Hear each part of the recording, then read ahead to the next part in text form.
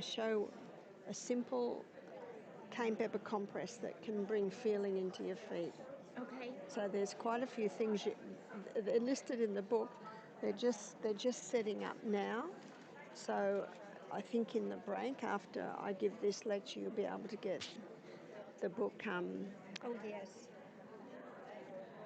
Because I've been following you and I've been dreaming. I even told Dad, we live in a little small town and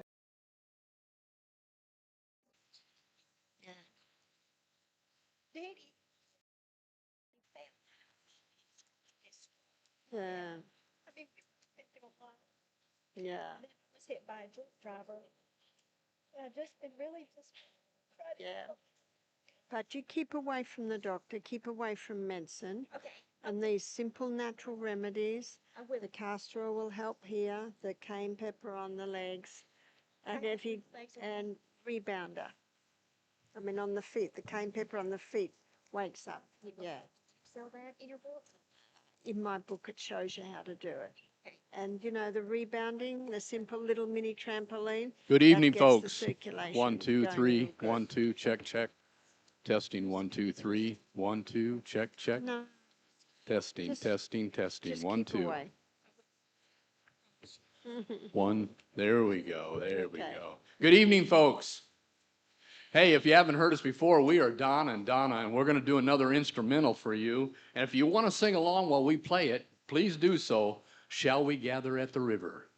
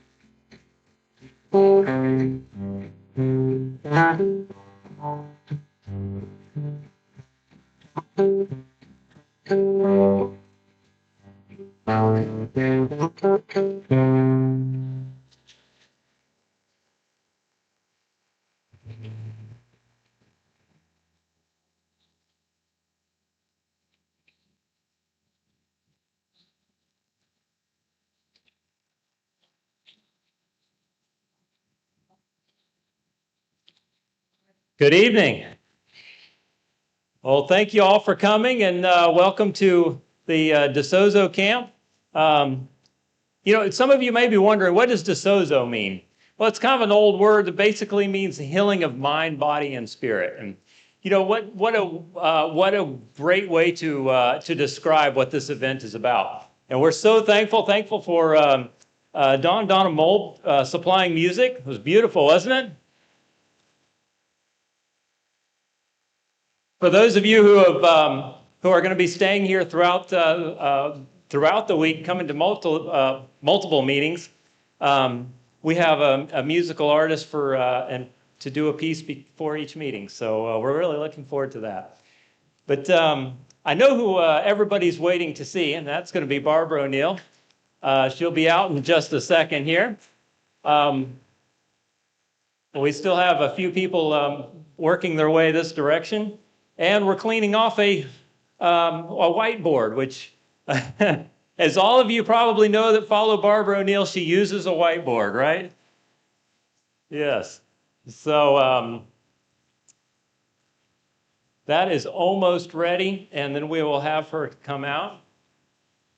We're also thankful that we're supposed to have good weather the rest of the week. We were a little concerned about that earlier on in the week, but it looks like it is cleared off for the most part, and the rest of the week is going to be really nice.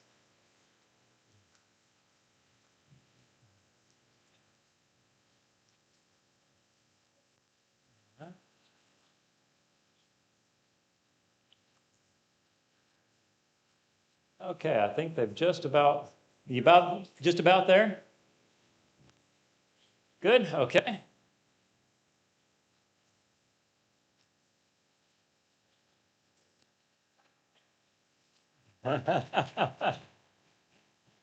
All right, clean whiteboard. All right, without further ado, we will have Barbara O'Neill come out and we'll get started.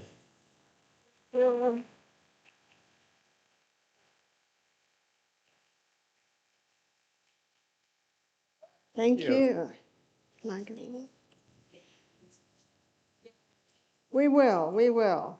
I'll just move this.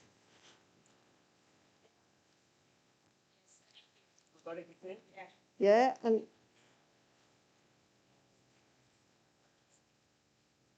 can it be stopped from moving?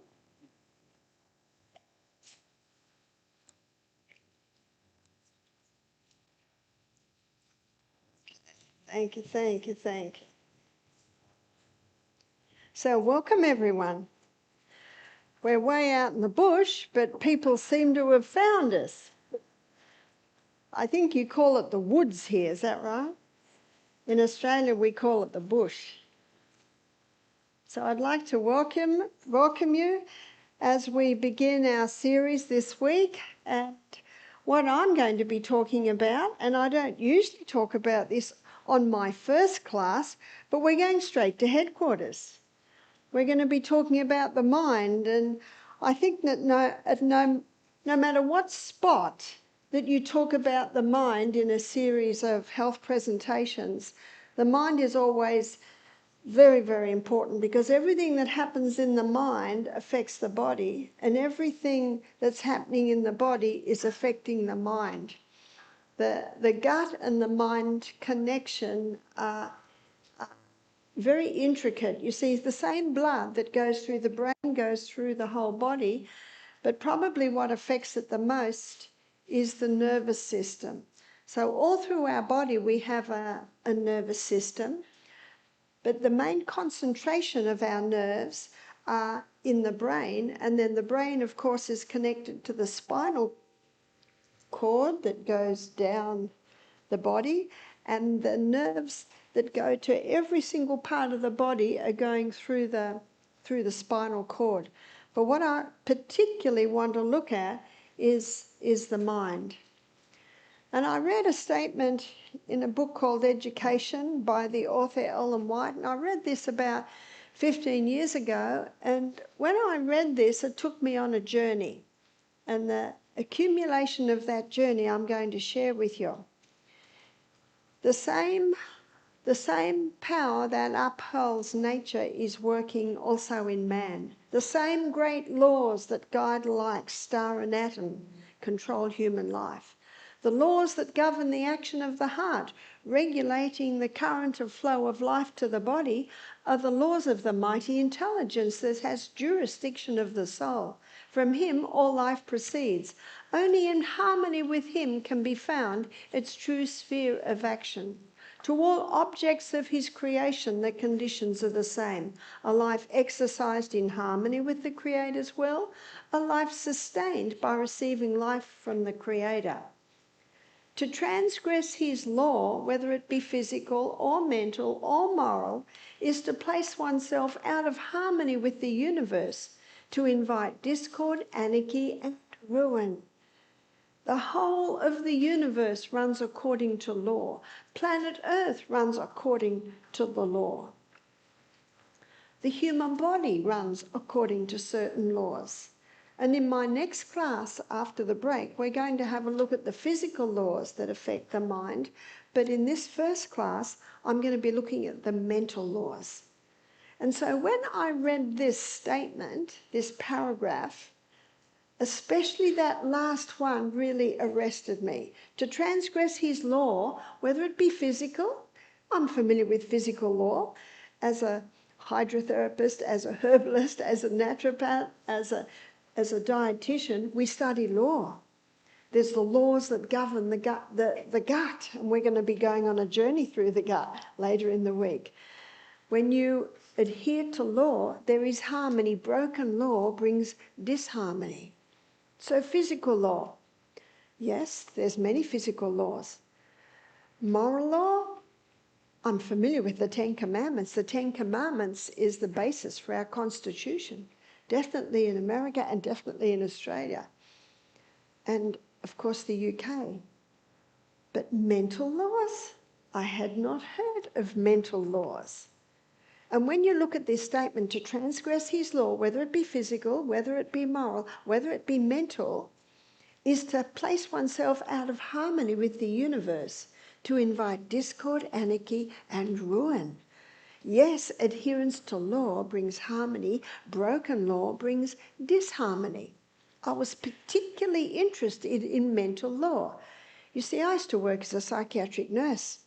I worked as a psychiatric nurse for nearly 4 years in different areas. I worked in surgery, I worked in child retardation, I worked in night admission, I worked in many of the wards. But you know, I didn't observe anything that works. And as you will discover through this week, drugs never cure disease. They change the form and location. It is the human body and the body only that can heal. I certainly understand with the physical, and we'll be looking at quite a few areas this week. But what about mental? Can the body heal from mental illness? Can the body heal from conditions like anxiety, depression, panic attacks? Well, if you look at basic law, Newton's third law of motion states that to every action there's an equal and an opposite reaction. In other words, there is always a cause. Is this so with mental illness? I have found it to be so. And what excites me is that there are people all over the world that have come and are coming to the same conclusion. But when you look at that statement, to transgress his law, whether it's physical, moral or mental, is to place oneself out of harmony with the universe, do you know what that indicates? Is it broken law that is causing so many problems we're seeing today? Is it broken law that is contributing to the depression, to the anxiety, to the panic attacks, even to post-traumatic stress disorder, even schizophrenia, even bipolar? We won't go on. I think I've covered enough. Is it broken law? Do you know it's worth looking at? So what is the first? The first law, the first mental law is the law of, and it's basically Newton's third law of motion, it's the law of cause and effect. Doesn't like me going over there. Cause and effect. Effect follows cause with unvarying degree all through nature. And never should the effect be blamed as the cause. And it alarms me when people say, oh, I've got post-traumatic stress disorder, or I've got schizophrenia, or I've got depression, because you can't just get them. That defies Newton's third law of motion. And Rudyard Kipling, he knew this. He wrote a whole poem on it. I'll give you the first stanza. He said, I have 6 trusty serving men. They taught me all I know. Their names are what, where, when, where, how, and who. Do you take them with you everywhere you go? There is always a reason. So the first step always should be to investigate the cause. One of my favourite health books is one of my first health book. It's called The Ministry of Healing, and I think they will be available to you when we set up the books. It was written over 100 years ago now. But she states, the author, in case of sickness, the cause should be ascertained, whether it be physical, whether it be mental, whatever area. Can I get you to move that a little closer? Sure. I think the last person that wore this had a big ear, and I've got a little ear. Let's see here. Just squeeze it a bit. I always say to the young men helping me, just pretend I'm your mother. That feels a bit loose. That might come off. Still too tight, isn't it? No, Or too too loose? loose, yeah. Go ahead. I just went squeeze. There you How's go. that? Is that better? All right, okay. Everyone hear me? So why? There's always a reason. And never should the effect be blamed as the cause. So let's choose depression. Depression is not a cause, it's effect. See, I've had a few people say to me, I found the cause of all my problems. I've got depression. No, that's not the cause, that's the effect. And if you blame the effect as the cause, you're locked there. And what I love about the running of planet Earth is that God's government is a government of freedom. And freedom is based on free choice. And most people don't realise that we have more say over what we think than we think we do. And that's what I want to show you in these classes tonight, this afternoon tonight, in this class and the second class. In the next class, I'm going to look at the physical effects. And we're just going to touch on them very briefly here because they can be a contributing factor. So there's always a cause. How do you know the cause? You actually investigate the history. And so I said to one young woman that came to our retreat and said that she said, I've got depression. You know, if ever you've been diagnosed with depression, please reject it. Because it's not necessarily so, it's just a name. In fact, no matter what you may have been diagnosed with, it's just a label and you don't have to take it on. Because it basically is a law of the mind, as you will see, that our words affect our emotions and our feelings.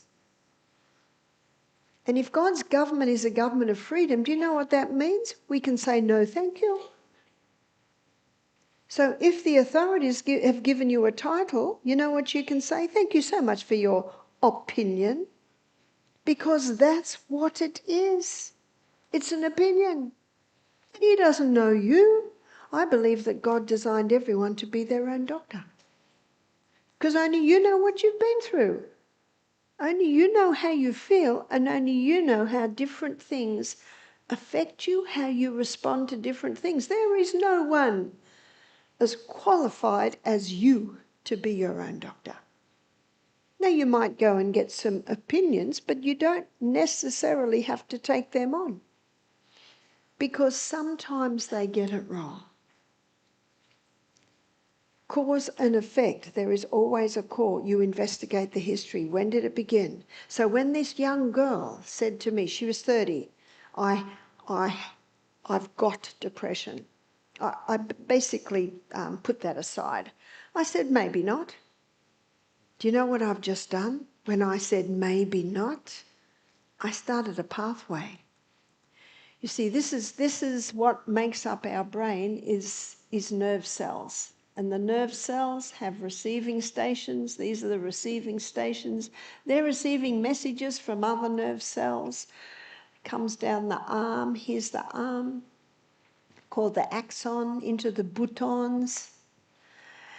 And the messages are released out to the next nerve cell. In fact, one nerve cell has the ability to communicate with 20,000 other nerve cells. What an incredible brain we have. Psalm 139 verse 14, the Bible says, I will praise you, I am fearfully, wonderfully made. Marvellous are thy works, and that my soul knoweth right well. And yet that psalmist didn't know the intricacies of what I'm going to show you this evening and this week. We have an amazing brain. So when this young woman said to me, I've got depression, she had a strong pathway. She'd been told she had depression, and she'd gone down there many times. I've got depression. She lived depression. She had depression. And so when I said to her, maybe not, what did I do? I started another pathway. It was only fine. It was very fine. But I started another pathway. And these pathways are physical pathways in our brain. And the pathways that we frequent the most will be the strongest. Got that?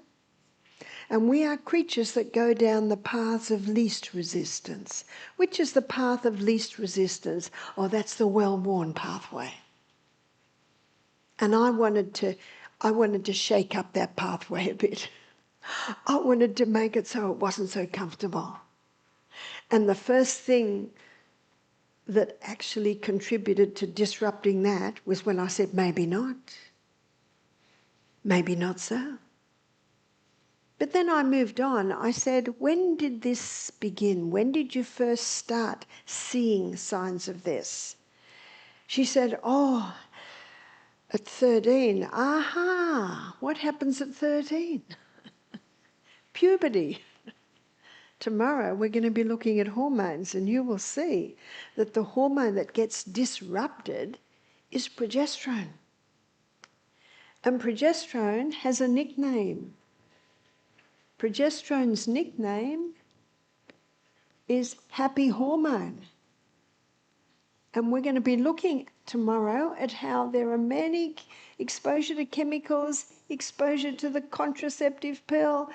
Oh, it goes on and on. Growth stimulants in meat, in chickens. All of these, and we'll define it in more detail tomorrow, disrupt progesterone, displace it. And so lack of progesterone can be a contributing factor for depression. So, aha. I said to a man one day in Melbourne, I said, what do you do for a job? He said, I'm a private investigator. I said, so am I.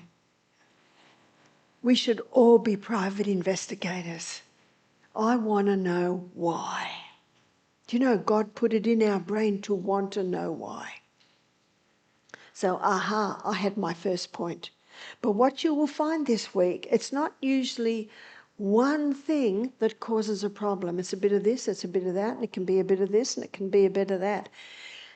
You see, you can have a strong rope, and I give it to a strong man, and he cannot break that rope. He throws it on the ground, and a little mouse can come along and start nibbling.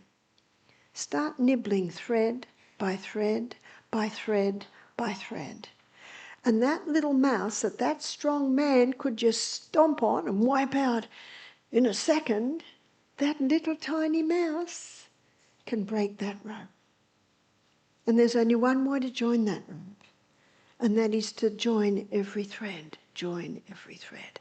And I find so often, whether it be physical illnesses or mental illnesses, it's often a whole lot of little threads.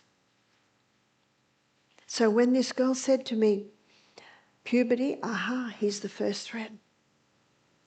And then she looked at me, her eyes went down, and that told me there's something else. I said, is there something else? She looked troubled and she said, my uncle touched me. I said, oh dear. As a young girl, yes. She was very embarrassed about this, obviously. And she needed a definite statement to be made on what had happened to her. I said, this is wrong. This is a crime. This is one of the worst cases of betrayal. Tears started to come, and I discovered she'd never told a soul. She was embarrassed. She felt guilty. She felt she must have done something. So it was very important that some clear guidelines come in here. And then I talked to her about something that she was not very happy to hear about. You see, the second law of the mind is the law of choice.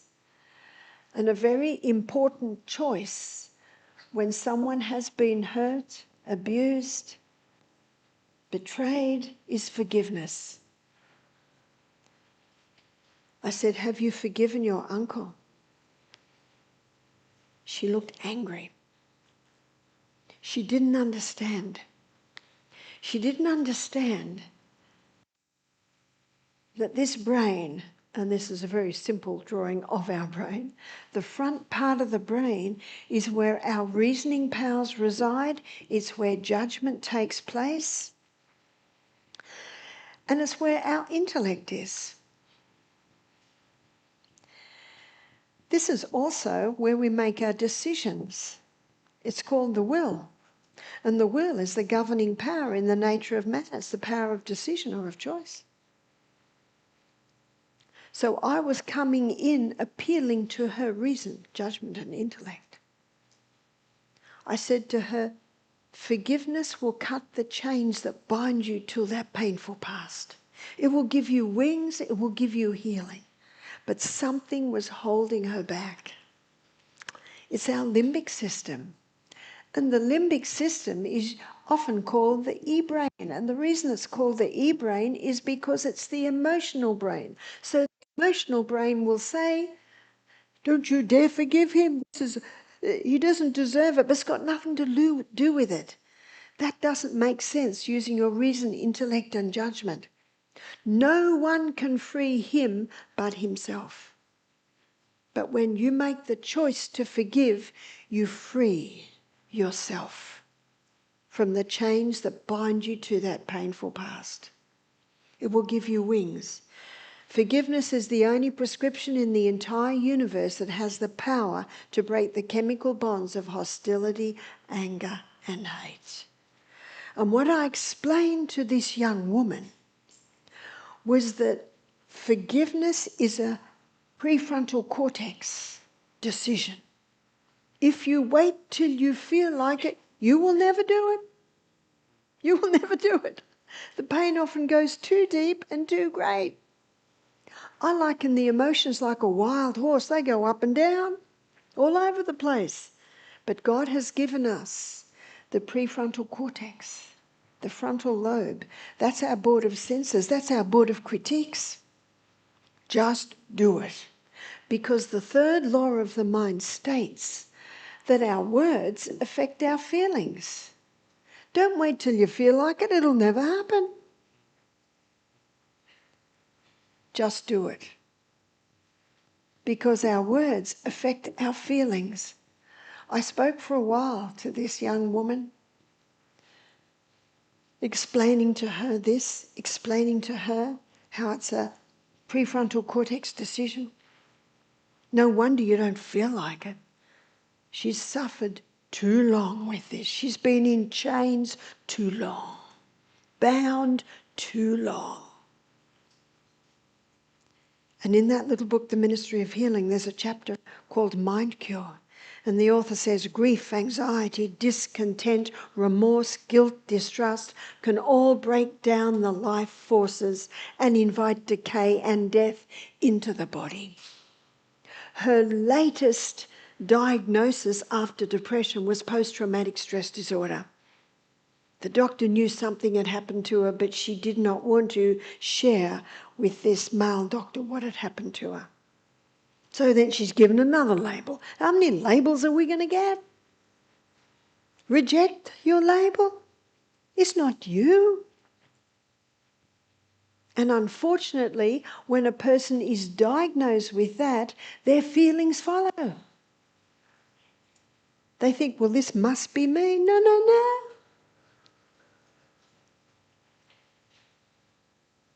So when I explained to her it's a prefrontal cortex decision, just do it. Because it's a law of the mind that our words affect our feelings, and when you do it, the feelings will follow. Maybe not immediately, but eventually. So she said to me, all right, I forgive. There's a nice little pathway. Just a tiny one. Now, some people might say, I don't know whether she meant it. Never say that. Her feelings are holding her back, but I appeal to her reason, intellect and judgment. She wants to be free. It made sense. She said, all right. Do you know, a few hours later she came to me and she said, I'm feeling better about this. I said, you are experiencing the third law of the mind, that your words affect your feelings. Well done. Slight smile.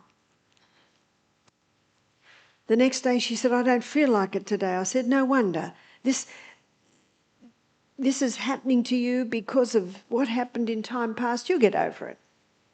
And what did I do when I said you'll get over it? I started another little pathway called You'll Get Over It.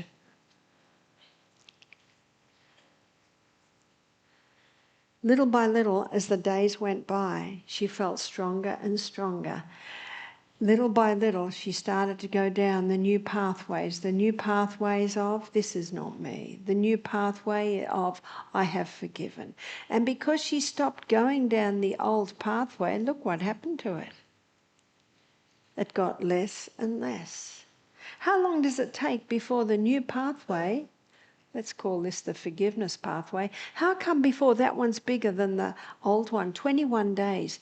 21 days to form a new pathway, 60 days and it's in cement. And everyone that learns the piano will say the same thing. Everyone that learns a new language will say the same thing. Repetition is the mother of retention, and repetition deepens the impression. They're just laws of the mind.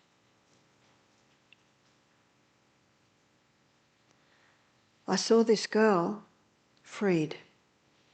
By the end of the 2 weeks at our retreat, she went home a happy lady. She's not there yet. She's only up to 14 days, but she's on the road. She now knows where to go. One of the first readings that Jesus gave at the age of 30, first time he came to church at the age of 30. Did you know that this prefrontal cortex is not fully developed until the age of 30? That's when Jesus began his ministry, at the age of 30. You'll find it in Luke 4:18. Luke chapter 4, verse 18. He said, the Spirit of the Lord is upon me, for he has anointed me to preach the gospel to the poor. He hath sent me to heal the brokenhearted. This girl was brokenhearted. To preach deliverance to the captives. This girl was captive. She was captive to the chains that were binding her in bitterness, in guilt, in anxiety. He also said recovery of sight to the blind. Her eyes now saw. Her eyes now saw what had bound her. Her problems weren't caused by depression. It was the effect of, yes, a hormonal imbalance and carrying this heavy burden for too long, too long. Recovery of sight to the blind, to set at liberty those that are bruised. What's liberty? Freedom. That's what God's government is. It's freedom. I saw this girl leave free. Not totally free yet, because now she had to ease off her antidepressants. But 6 months later, we got an email. Free! No more depression. No more of these labels she'd been given. She found freedom through learning how she can give her body the right conditions to properly function. In my next class, I'm going to show you the physical laws that, without realising it, she'd broken, which all was pulling down and compromising her ability to make proper decisions. Forgiveness is a choice. It's not dependent on feelings. If it was, we'd never do it. But grief, anxiety, discontent, remorse, guilt, distrust can tend to break down the life forces and invite decay and death into the body. This 30-year-old woman was deteriorating fast. After discovering what she could do to be freed from this painful past and eventually freed from the antidepressants she'd been on. Do you know what a common side effect of antidepressants is? Suicide. Drugs don't cure disease. They might mask symptoms, but they never cure disease, ever. In a crisis, they may save a life, there's no doubt about that, but they do not cure disease. Forgiveness is a choice. Love is a choice.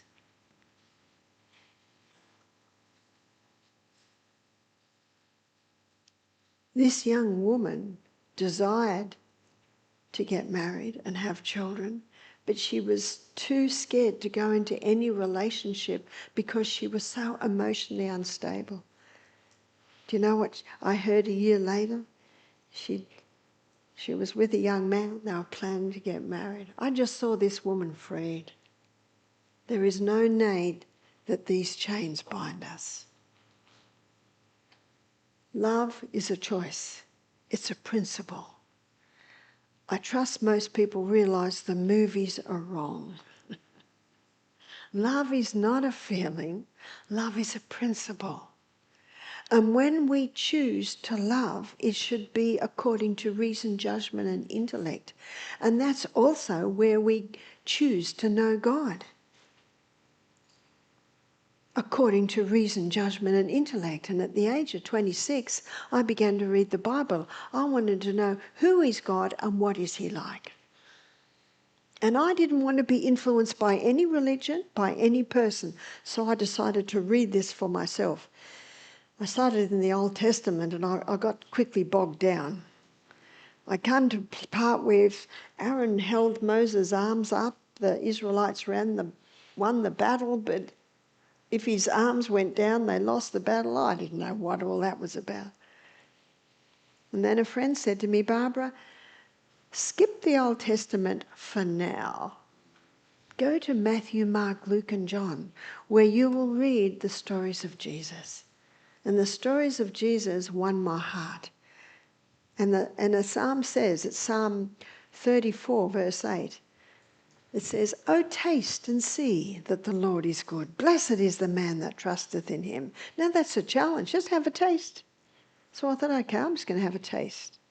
I'm just going to have a taste of what it's like to know God, to surrender my prefrontal cortex to God. You see, God is not in every man. You would never say God was in Hitler, Mugabe. No. God created man to be a free moral agent, to choose. And there is a name for forced love, and that's rape. That's not love at all. No, love is a principle and love is a choice. And I was so happy to hear that this young woman after she had conquered these different things in her life, then she was ready to be able to love. She first found love in God. You see, the Bible says that God is love. He's the source of it. But he gives us choice. What an honour. God is a gentleman. He will never force entry. He will only come in under invitation.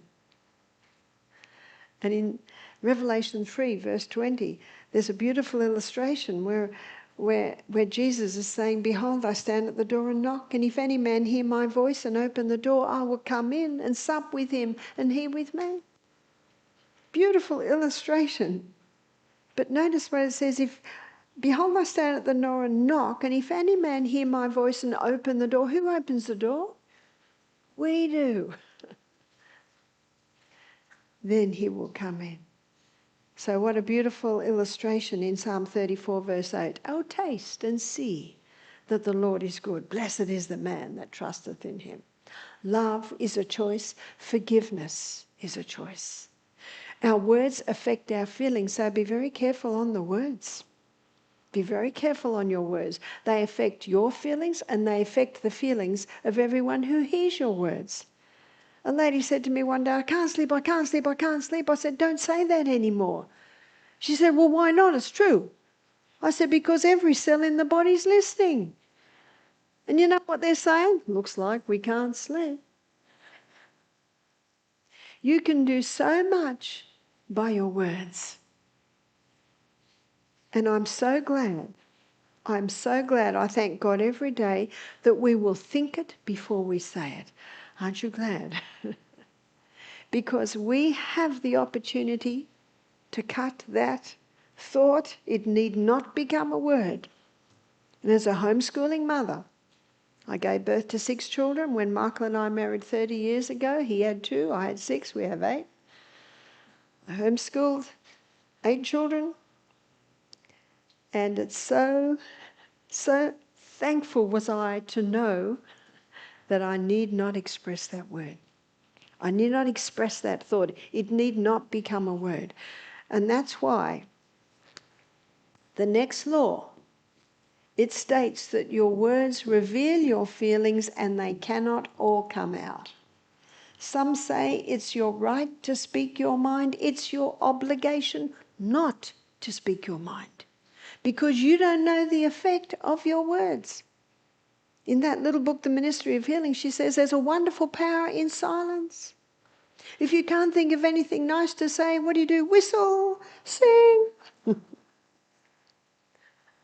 I remember I was at a health retreat in Alabama once, and my friend Cynthia was working in the kitchen with this new cook who was a little challenging. And I always knew when things were getting challenging in the kitchen because my friend Cynthia would start singing at the top of her voice. La, la, la. And sorry, I won't hurt your eardrums. And then I knew there was trouble in the kitchen. She's singing. What a wonderful thing to do, to sing. Because if she wasn't singing, what might she be doing? Saying things she'd be sorry for. So I'd go into the kitchen, I'd look at her, and she'd go, while she's singing at the top of her voice, "Lunch is supposed to be served 5 minutes ago, and he's still just putting the flowers just right." And Anyway, he didn't last too long, but I thought it was amusing. That's how I knew there was trouble in the kitchen. She'd be singing at the top of her voice. Your words reveal your feelings, and I just thank God that we do have the ability to hold it. But you're feeling very frustrated, go for a run, have a cold shower. It would be better that a mother ran outside in her nightdress, run around the block, and the neighbours are looking. It would be better than she lose it with her children. Do you hear that? In my next class, I'm going to show you the physical laws. And when those physical laws are applied to the body, this prefrontal cortex, it works very well. Your words reveal your feelings and you cannot let them all out.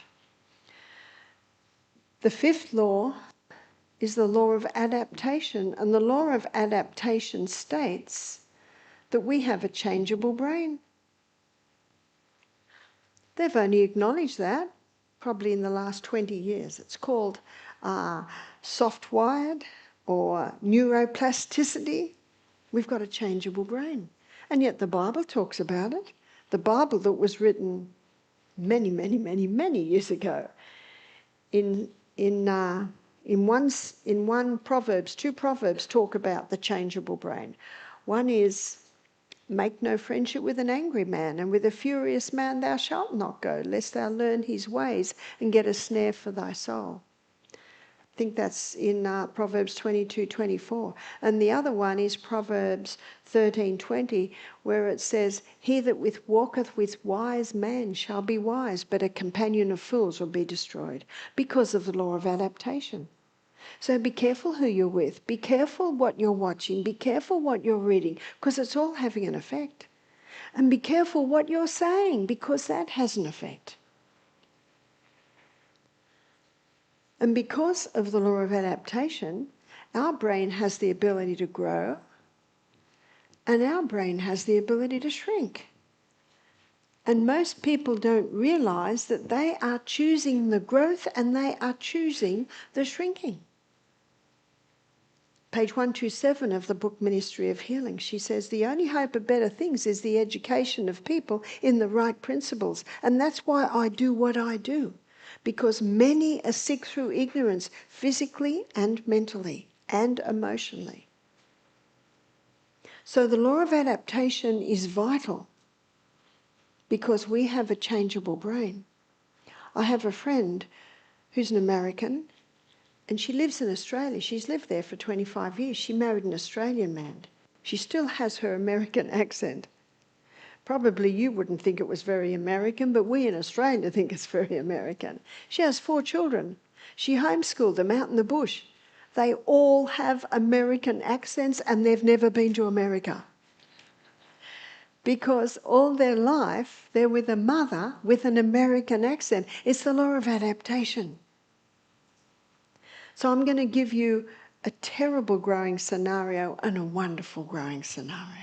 Then I'm going to give you a terrible shrinking scenario and a wonderful shrinking scenario. And remember, we have the choice as to what grows and what shrinks. What's a terrible growing scenario? Well, this 30-year-old woman that came to me saying she had depression, she had post-traumatic stress disorder, without realising she had entertained and cherished negativity for so long. She had entertained and cherished this heavy burden, feeling guilt for how her uncle had sexually abused her. And the more she thought on it, the more she went into it, the stronger that pathway got, but something else happened. Thorns grew. Thorns grow between the dendrites.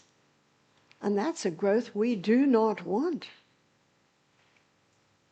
Dr. Carolyn Leaf, she's a Christian psychoanalyst. In her book, Who Switched Off My Brain, she describes this, that cherishing or entertaining negativity, thorns are growing. And those thorns damage the tissues, and that can be the source of many psychosomatic diseases. And when we keep going down those negative, painful pathways, those pathways get stronger and stronger. Well, what's a wonderful growing scenario? A wonderful growing scenario is what I described to you with this woman earlier.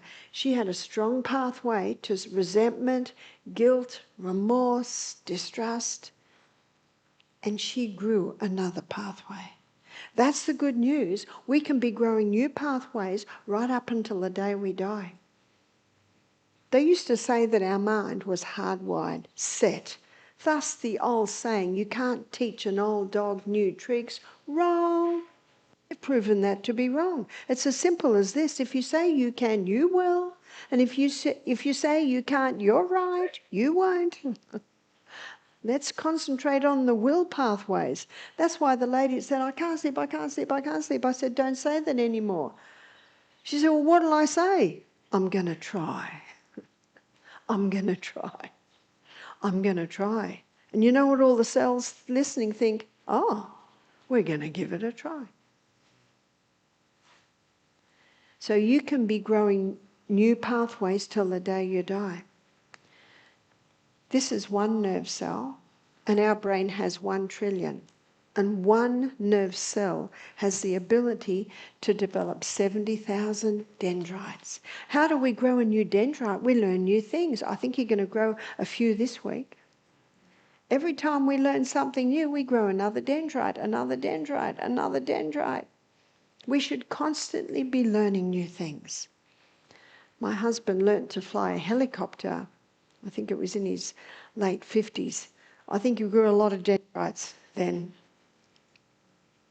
He learned on Bell 47, that's a manual, and he said you have to do 5 different things at once. Left foot, left hand, and the right hand's doing 2 things. Whoa, that takes a lot of concentration. We should constantly be learning new things. But the research shows that the most effective are learning a new language. Another one is learning a musical instrument. That was quite impressive, wasn't it? All those different instruments that lady played. Wow, she'd have a lot of dendrites in her brain. But also memorising the Bible. In the little book Steps to Christ, page 90, it gives a beautiful description. It says, there's nothing more calculated to strengthen the intellect than the study of the Scriptures. There is no other book so potent to elevate the thoughts, vitalise the faculties, than the broad, ennobling truths of the Bible. If God's word was studied as it should be, men would have a breadth of mind, a nobility of character, a stability of purpose rarely seen today. When I read those 3 sentences, I had to memorise them. No, I haven't got a photographic memory. Took me about 21 days to get it in there. And after 60 days, it's now in cement. It's the same process of learning anything new.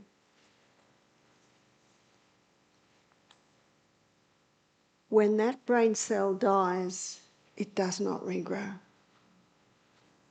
We can strengthen what remains. But in 1998, there was a discovery.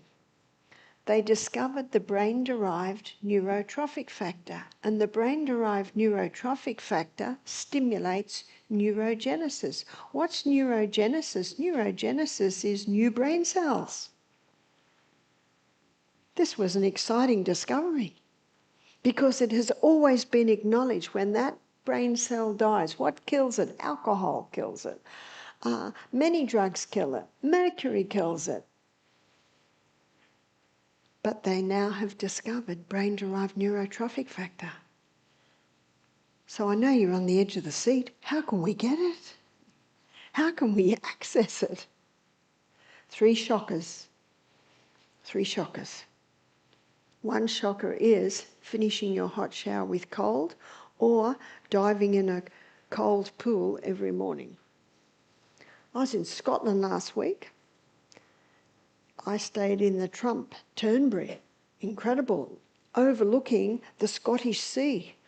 And the first morning I went down and I dived in that sea, and when the rest of the students heard about it, the next day 10 followed, the next day 20 followed.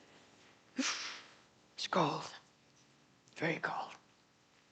It's a shock to the body. We're warm-blooded creatures, so when you apply cold water to the body, there's a reaction. And that reaction does many things, but they have discovered it causes a release of brain-derived neurotrophic factor. You don't have a sea or a creek, pond or a pool. I've got some good news. You can just turn the hot tap off. Or with your tap, you turn it right around, don't you? Your taps are very different to our taps. Just get that cold blast. Warn the neighbours, there'll be screams coming out of your shower. That's one shocker. Another shocker is fasting. Try fasting 1 day a month, 1 day a week, 1 day every 2 weeks. Or try eating breakfast like a king, lunch like a queen, and don't eat again till breakfast. There's a little short fast. 18-hour fast every 24 hours. It's a shock to the body when the food stops coming. What's the third shocker? The high-intensity interval training. The high-intensity interval training, I'll be describing it later in the week in more detail, but they're intervals of very high intensity and then recovery. Very high intensity, then recovery. That really high intensity, how do you do it? Running, or just find a steep hill and walk very fast. Push-ups, exercise bike. A lot of the research has been done on exercise bike because you can go very, very fast and then go a bit slower, then very, very fast again. When you're going to that peak, that 30 seconds very high intensity, that causes a release of brain-derived neurotrophic factor. Well, what's a terrible shrinking scenario? If you don't use it, you will lose it. Yes, alcohol kills brain cells. Yes, mercury kills brain cells. Yes, many drugs do. But lack of using it. So we should be learning new things every single day. Too many brains are deteriorating. I haven't read in the Bible about Alzheimer's yet. And I know I never will because there is no case in the Bible. Alzheimer's and dementia, it's a fairly new disease. It's only been around for about the last 100 years, and there is a reason that brains are deteriorating. Yes, they're being damaged. Yes, they're not being given the right conditions. In my next lecture, we'll be looking at the physical conditions. So if you don't use it, you will lose it. So what's a wonderful shrinking scenario?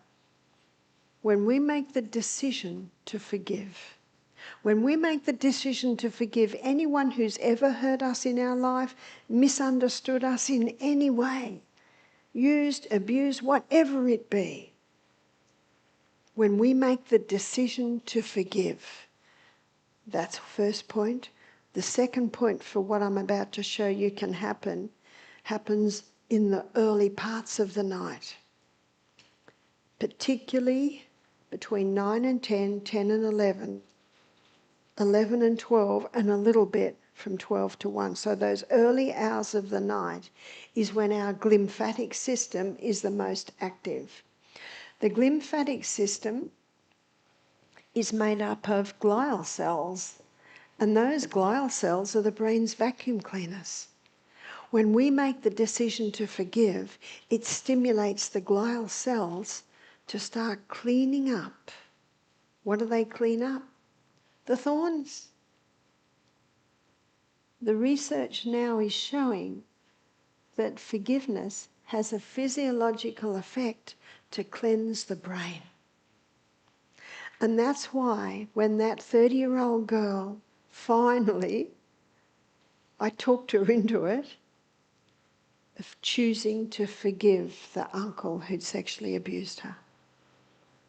When she made the decision to forgive, that night her glial cells were activated and they cleaned up the thorns. And that's why the next day she could look at me and smile and saying, I'm feeling better about it. She didn't realise that her brain was being cleaned up from those thorns that she'd carried too long. Remember what Jesus said he came to do? Set at liberty, freedom, those that are bruised. Liberation, set the captives free. These basic principles are able to do that. And when you make the decision to forgive, the glial cells come along. Yes, they clean up the thorns, but something else is happening. The pathway to that painful memory shrinks. It gets smaller and smaller. It will ever be there, but you don't have to go down there. And as one mother whose children had been sexually abused, she said, I don't go down there. I don't go down there anymore. She said the hardest way to stop going down there was to forgive the man that had sexually abused my children. She said, I don't go there. She said, occasionally I might slip down there if I give my story to someone, if it might be helpful. I give my story to show them that there is freedom. There is freedom. That pathway will ever remain, but you don't have to go down there. Isn't that good news? This is a message of freedom. In Philippians 3, verse 13, I believe the Bible is the best medical book we have. It's the best psychiatry book. It's the best psychology book. In Philippians 3:13, the Bible says, "This one thing I can do, forgetting the things which are behind, I reach forth to the things which are before. I press towards the prize, to the mark for the prize of the high calling of God in Christ Jesus." Love the moment. Not hard to love this moment, is it? Beautiful here. Love the moment. When you love the moment, past pain fades and future worries don't seem so troublesome. Often the joy of the moment is robbed because people make a decision to keep going down that painful pathway. Let it go. I'm not interested in digging up graves. Guess what's in there? Stinking, rotten stuff. Let it go. Let it go.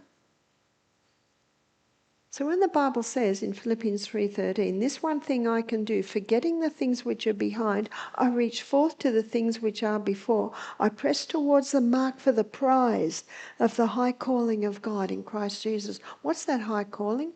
You find it in John 10:10. Jesus said, "I have come that they might have life, and that they might have life more abundantly." Life should be good. It should be fantastic.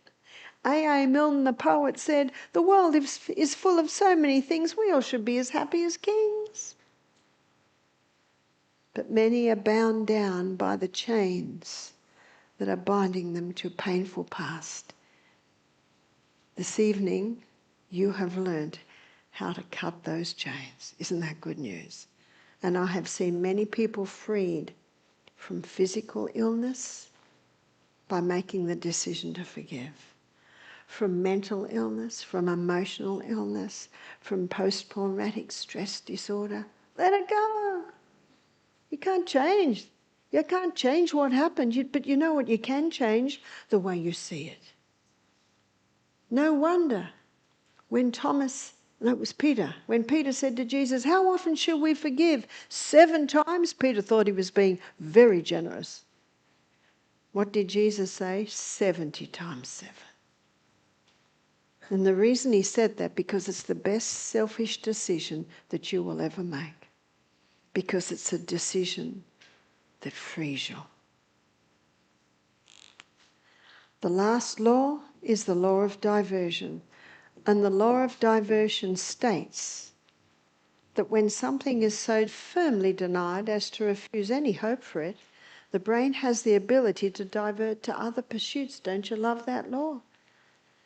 And there are a few sayings that describe it. When God closes a door, he opens a window. And my son James, at the age of 15, he said, "Mum, sometimes the window's bigger than the door."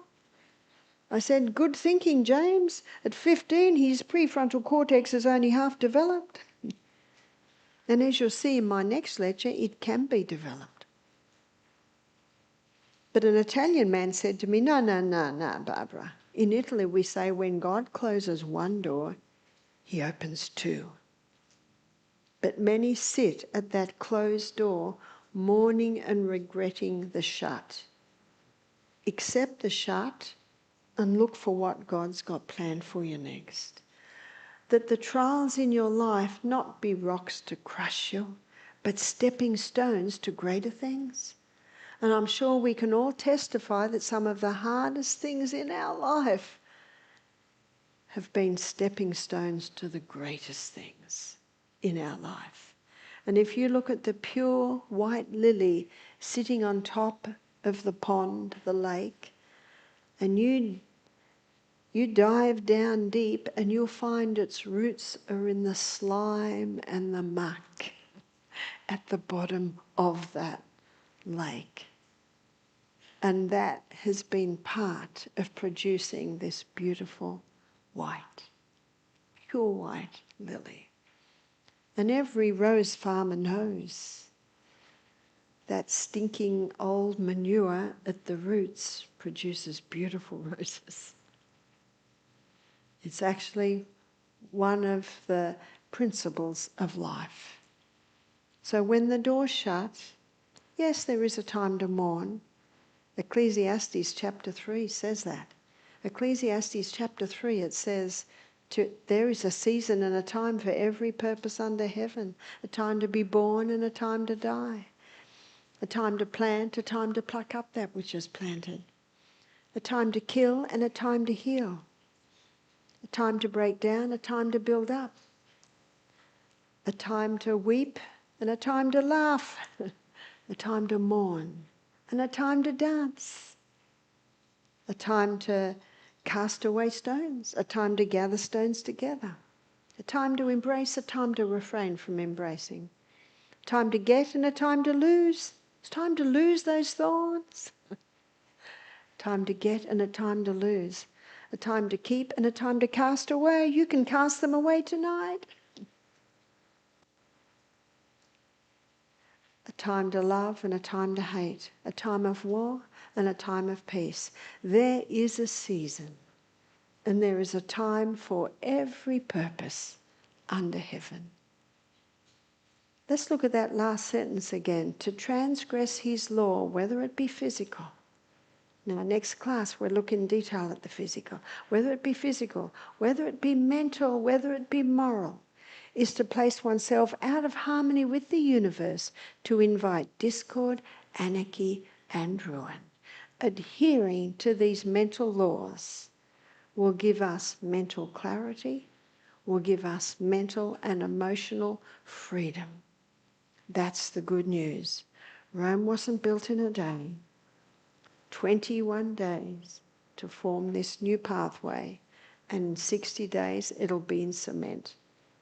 That's good news. And the Bible says in Galatians 6 verse 9, let us not be weary in well-doing, for in due season we will reap if we faint not. So there's a time factor. But it's nice to know that we can start. We can start today, we can start tonight. That is the good news, because today is the first day of the rest of your life. It is time for us to have a break now. We have a break and we've got 25 minutes. Thank you. And we will come back. Thank you.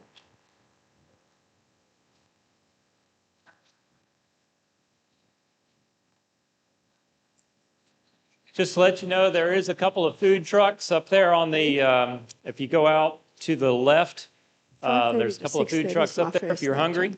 I've heard they're serving some pretty good food. I sampled a little bit of it myself earlier, so go and check that out. There's also several vendors set up along the front. There's different health supplements. There's a place that's giving away free heirloom seeds and seed catalogs. If that interests you, multiple different things, just go across and check it out. We'll be back here in 25 minutes. It's fine. Do you know the only way, and that takes forever.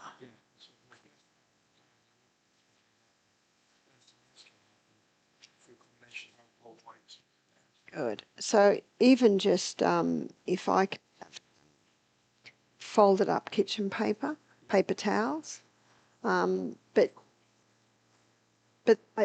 I just use my finger.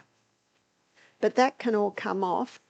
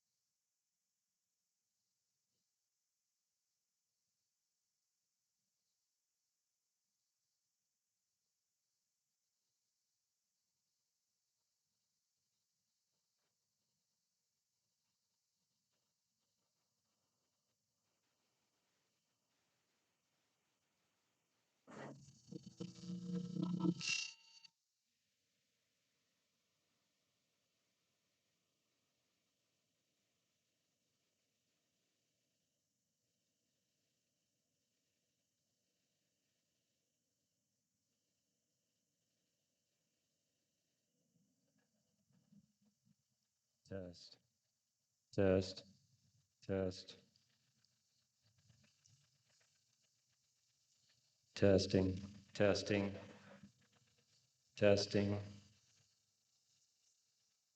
testing, testing, testing, testing, testing, testing, testing, testing, testing, testing.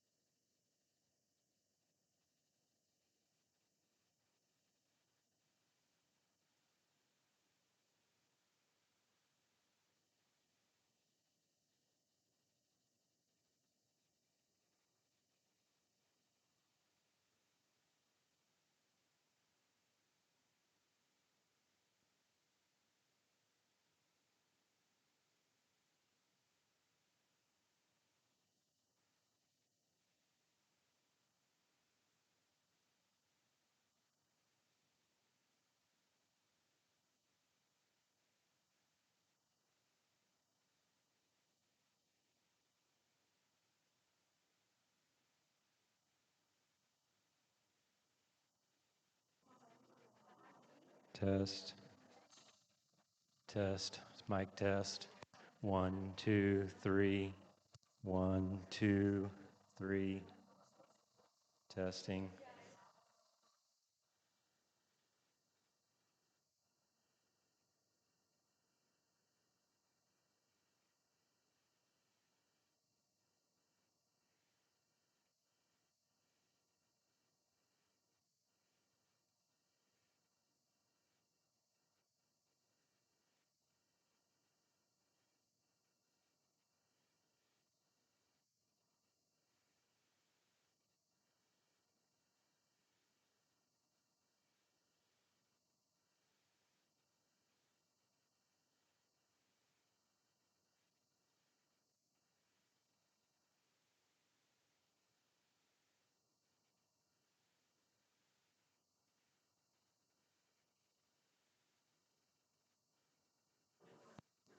Test. And I'm not getting any feedback standing even all the way up this close. So check it and see. It should be. Is it coming out there? Coming to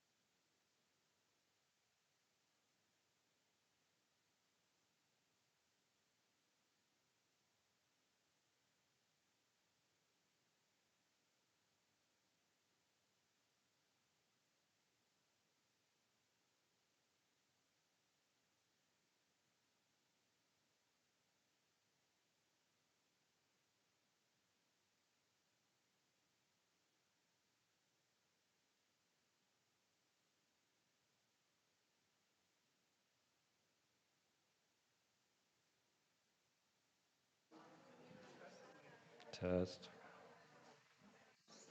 Testing. You want to check that? See if there's any sound coming out of that speaker. Anything at all? Testing. Testing. Very little. You want to turn that up a little bit on the aux one? We should be able to get a little more out of it. I do, yeah, I moved her back. I turned those two speakers up a little bit. Check and check. Yeah, I think I can hear it. Test, test, test. Testing. 1, 2, 3, testing, testing.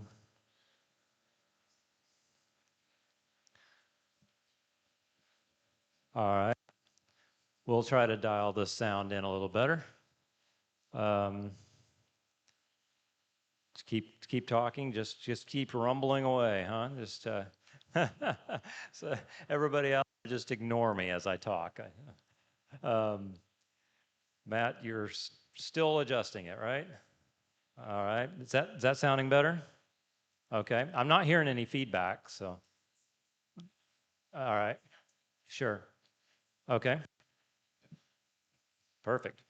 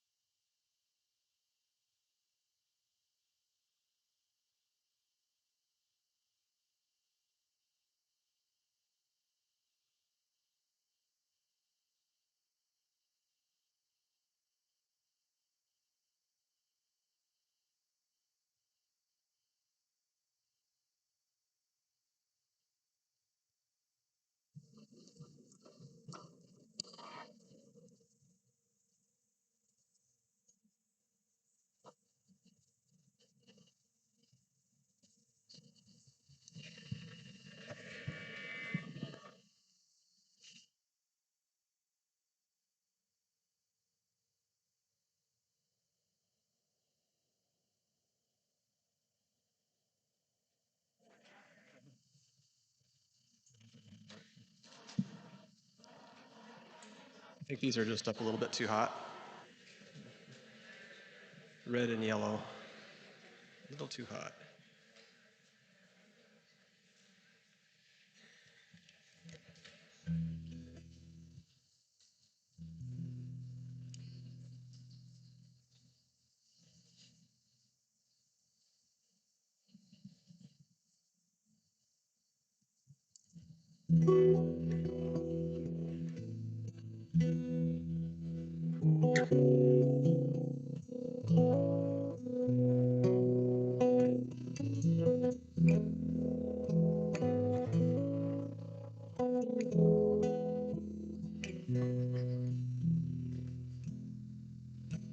Sarah, take me by my arm.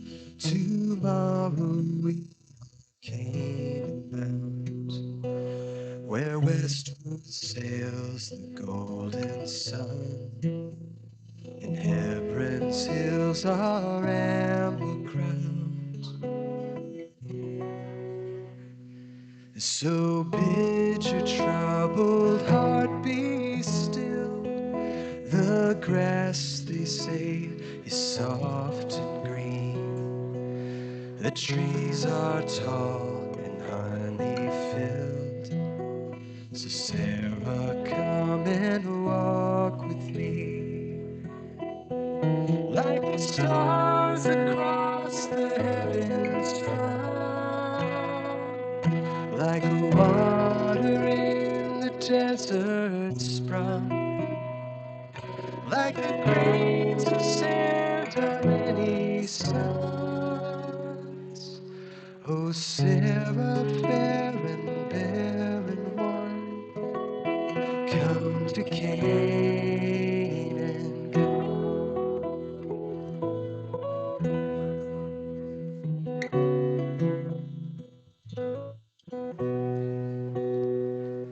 I trembled at the voice of God, a voice of love in thunder deep.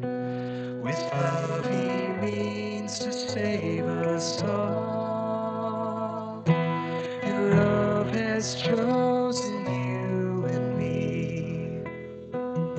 Long after we are dead and gone, for 1,000 years our tale be sung. How faith compelled and bore a son. How barren Sarah bore a son. Come to Canaan, come, where her westward sails the golden sun. Hebron's hills are amber crowned. Oh, Sarah, take me by my arm. Tomorrow we are Canaan bound.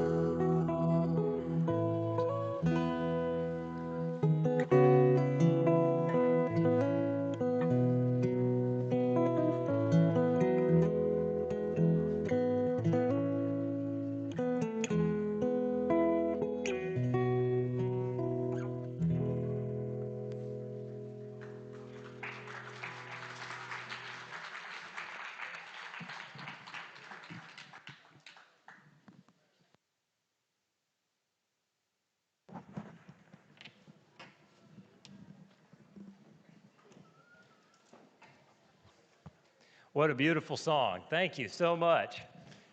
Aren't they really great? I really enjoy their music. I've known them for a long time, and they just wonderful music. I can't get enough of listening to that. So, all right, we are going to go ahead and start our next meeting. I'll go ahead and turn this over to Barbara O'Neill. She can go ahead and come on up.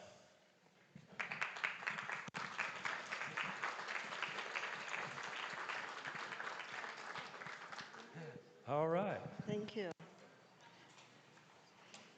So welcome back, everyone. Leave mouth as possible. Okay, how's that? Yes, that looks good. Righto. I think righto is an Australian saying.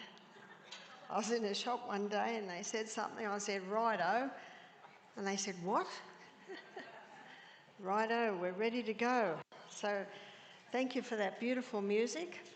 I'm going to sing like that in heaven. But until then, I'll listen. So thank you. So in our first class this afternoon, we talked about the mental laws that govern the functioning of the brain. And now we're going to look at the physical laws that govern the functioning of the brain. And anyone that comes to our retreat who is suffering from depression, post-traumatic stress disorder, even schizophrenia, bipolar, panic attacks, I'll show you where I start. It is with the laws of health. That's where I start. Because once those physical laws are adhered to, then that prefrontal cortex that we just looked at, it starts to work better.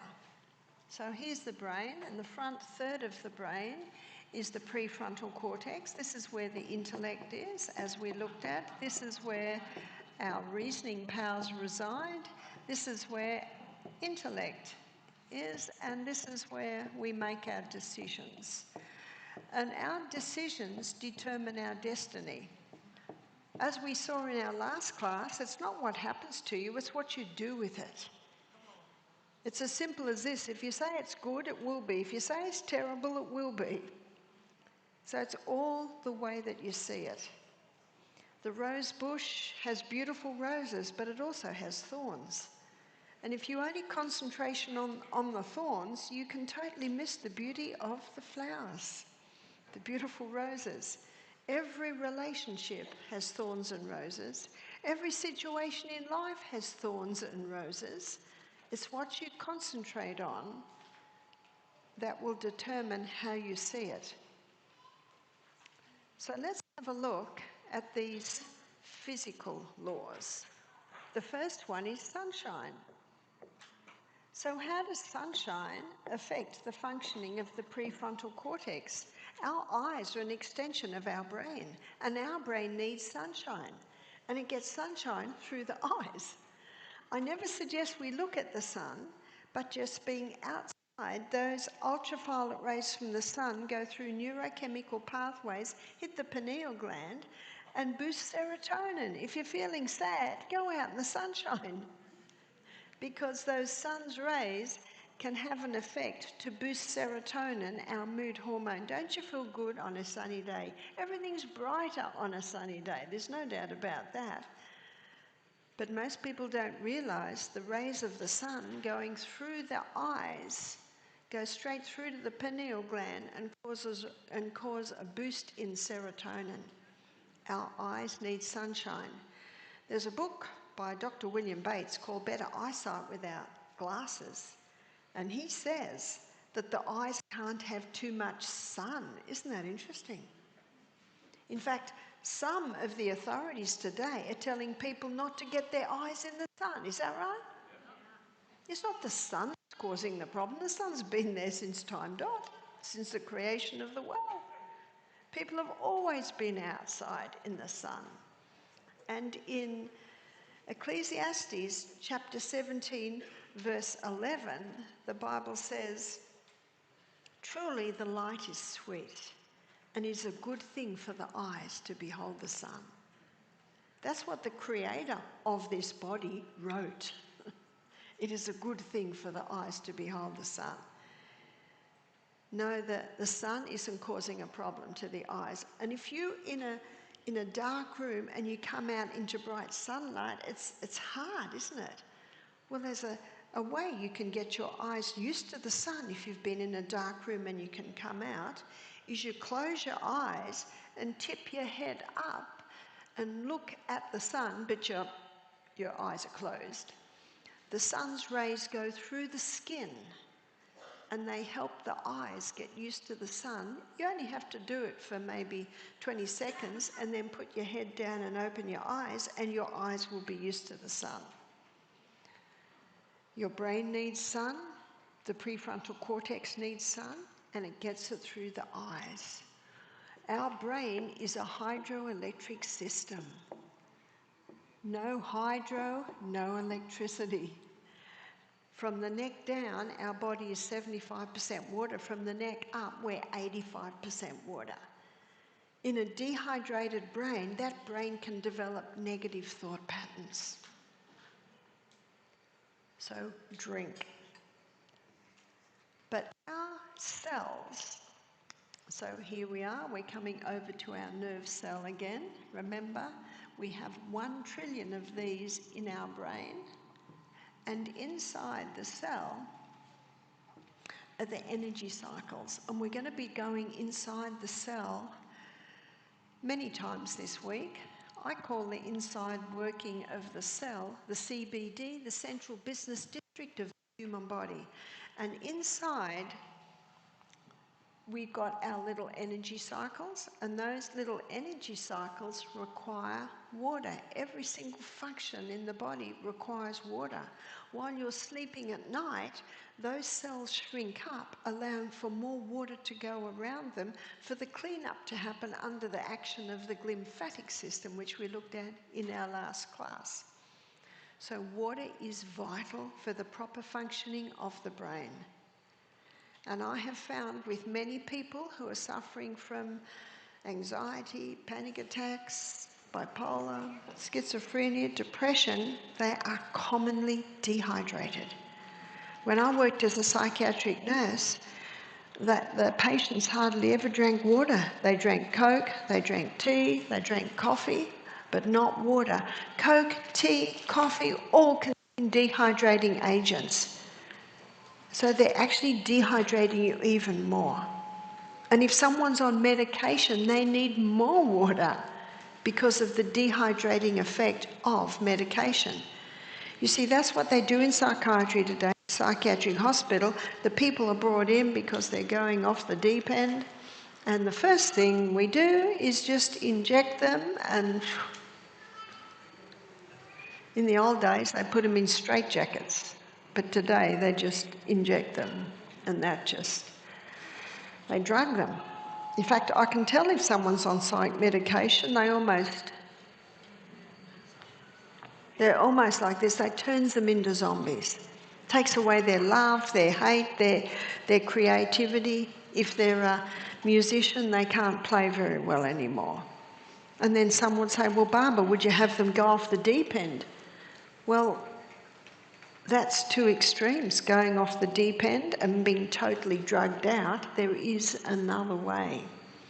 In fact, Dr. Kellogg, in his famous health retreat in Michigan, Battle Creek, he had 1,000 beds in his health centre. In fact, it was said of him that he was an excellent surgeon, but he rarely used surgery because he used natural remedies. But if he had someone who was bipolar schizophrenia, he would put them in a hot bath for an hour. Oh, that calms them down real quick. How do you feel after you've been in a hot bath for an hour? So there certainly are other ways. And one is water. Water is vital. So our brain's a hydroelectric system, and there are little chemical messengers that flash from cell to cell. And that is all dependent on water. But the water that surrounds our brain cells and an in and out is not pure water, it's salt water. In his book, Dr. Robert Thompson, in his book, The Calcium Lie, he says the clearest indicator of a creator God is seawater, because seawater is the exact same mineral balance and proportion as is found in all bloody fluids, found in bones, and we need that balance. And another damaging effect of the caffeines is the way they leach the minerals out. So it's important to replace them, and we don't have to drink seawater, that's the good news. But what you can do is you can take the whole salt. So that would be Baja salt or Celtic salt. They contain 82 minerals. So when you put a crystal of that salt in your mouth, crunch it a bit and have a glass of water, those magnesiums pull the water inside the cell, because magnesium is a water-hungry molecule. So that's the quickest way to hydrate a body, a little crystal of whole salt, and then drink the water, and the magnesiums in that salt pull the water inside the cell. How much water do we need a day? Well, we lose about 2.5 litres. So our litre is your quart. So 1 quart would be 4 glasses, 4 8-ounce glasses. So we should be having 8 8-ounce glasses a day. Start early. We should go to bed with a glass of water next to our bed. And when you wake in the morning, that's the most dehydrated time of the day. So beside my bed, I've always got a glass of water and my little container of Celtic salt or Baja salt. And I have a little bit of salt, have half a glass of water, go to the bathroom, have another half a glass of water, pray, have another bit of salt and half a glass of water, read my Bible, have another half glass of water. Then I exercise. By the time I exercise, I've usually had 2, sometimes 2.5 glasses of water. And then I'll run up and down hills, dive. In fact, I'm on a lake, so I'll be diving in there tomorrow morning. Tomorrow I'll tell you how cold it is. And if you look at me and say, Barbara, where do you get all this energy? It's the dunk and the cold. Forget the coffee. If you want to wake up in the morning, just have a cold dunk. Coffee gives a dump, takes the lift it gives, you get a corresponding dunk, but not with this cold plunge. So water, use of water implies that water is to be drunk, and little by little by little all through the day. Use of water also implies there's a time. There's a time to drink water, there's a time not to. The time not to is when you're eating. So when we go on our journey through the gastrointestinal tract, which we'll be doing later in the week, you will discover the only part of our gastrointestinal tract, the only part of our whole body that is acid is the stomach. And the stomach must be acid, because it's acid that breaks our protein down. Protein is vital because the little neurotransmitters that flash from cell to cell, here they are flashing from cell to cell, they're made up of amino acids, which is a breakdown of the protein we eat. And if you haven't got strong acid, you can't break your protein down. As a plant-based lady, I get my protein from legumes, so lentils, chickpeas, lima beans, and also from nuts and seeds. So we travelled quite a bit this morning on a plane flight. We ducked into a supermarket that was a Lion supermarket or something. Closest Lion's Way, is it? Anyway, something about a lion. And we bought some food. I found black-eyed peas. Now I'm down south, aren't I? Got to have black-eyed, you call them black-eyed peas, don't you? Down here, and lentils. And I'm so hungry, but I cooked those lentils and cooked the veggies, and we had a very nice lentil stew. When you're travelling, you can't always get great food. So we hung out until we could have some nice home. So there's my protein. And my dessert was pecans. You call them pecans, is that right? Pecans. We call them pecans. So there's my protein. So it's important to eat protein, but it's also important not to drink too close to your meal so you're not watering down your gastric juices so you can break down your protein. So when we see the word use of water, there's a time to drink water and there's a time to not. If you're thirsty after a meal, by all means have a mouthful. So it's the huge amounts that water down your gastric juices. So use of water, because our brains are hydroelectric systems. Sleep. The brain revives and recharges at night. I'm going to give you God's perfect mathematical formula. 8 hours to work, 8 hours to play, 8 hours to sleep. I'll just pause for a moment because I know you're eager to write that down. Or maybe you'll remember it. God is certainly a mathematician. When you look at the numerical design all through the Bible, and God's perfect number, we've always said, is 7, because the Bible says on the seventh day God ended his work and rested and sanctified the seventh day. Do you know there are 7 holes in your head? 2 ears, 2 eyes, 2 nostrils and a mouth. I've always thought 7 was God's perfect number, but I think he likes 8 too. 8 glasses of water, 8 hours to work, 8 hours to play, 8 hours to sleep. When Matthew Walker, Dr. Matthew Walker, studied sleep, he was very disappointed with the outcome. Why was he disappointed? He was hoping the research would point to that we really only need 6 hours sleep a night, but it did not. It must be 8. 8 hours. And in those 8 hours, the hours before midnight are the most powerful. That's when healing accelerates. We looked at in our last class how there's a clean-up action also in the early hours of the night. It's most potent between 9, 10, 10 and 11, 11 and 12, and also 12 to 1 after that. The acceleration of healing starts to decline.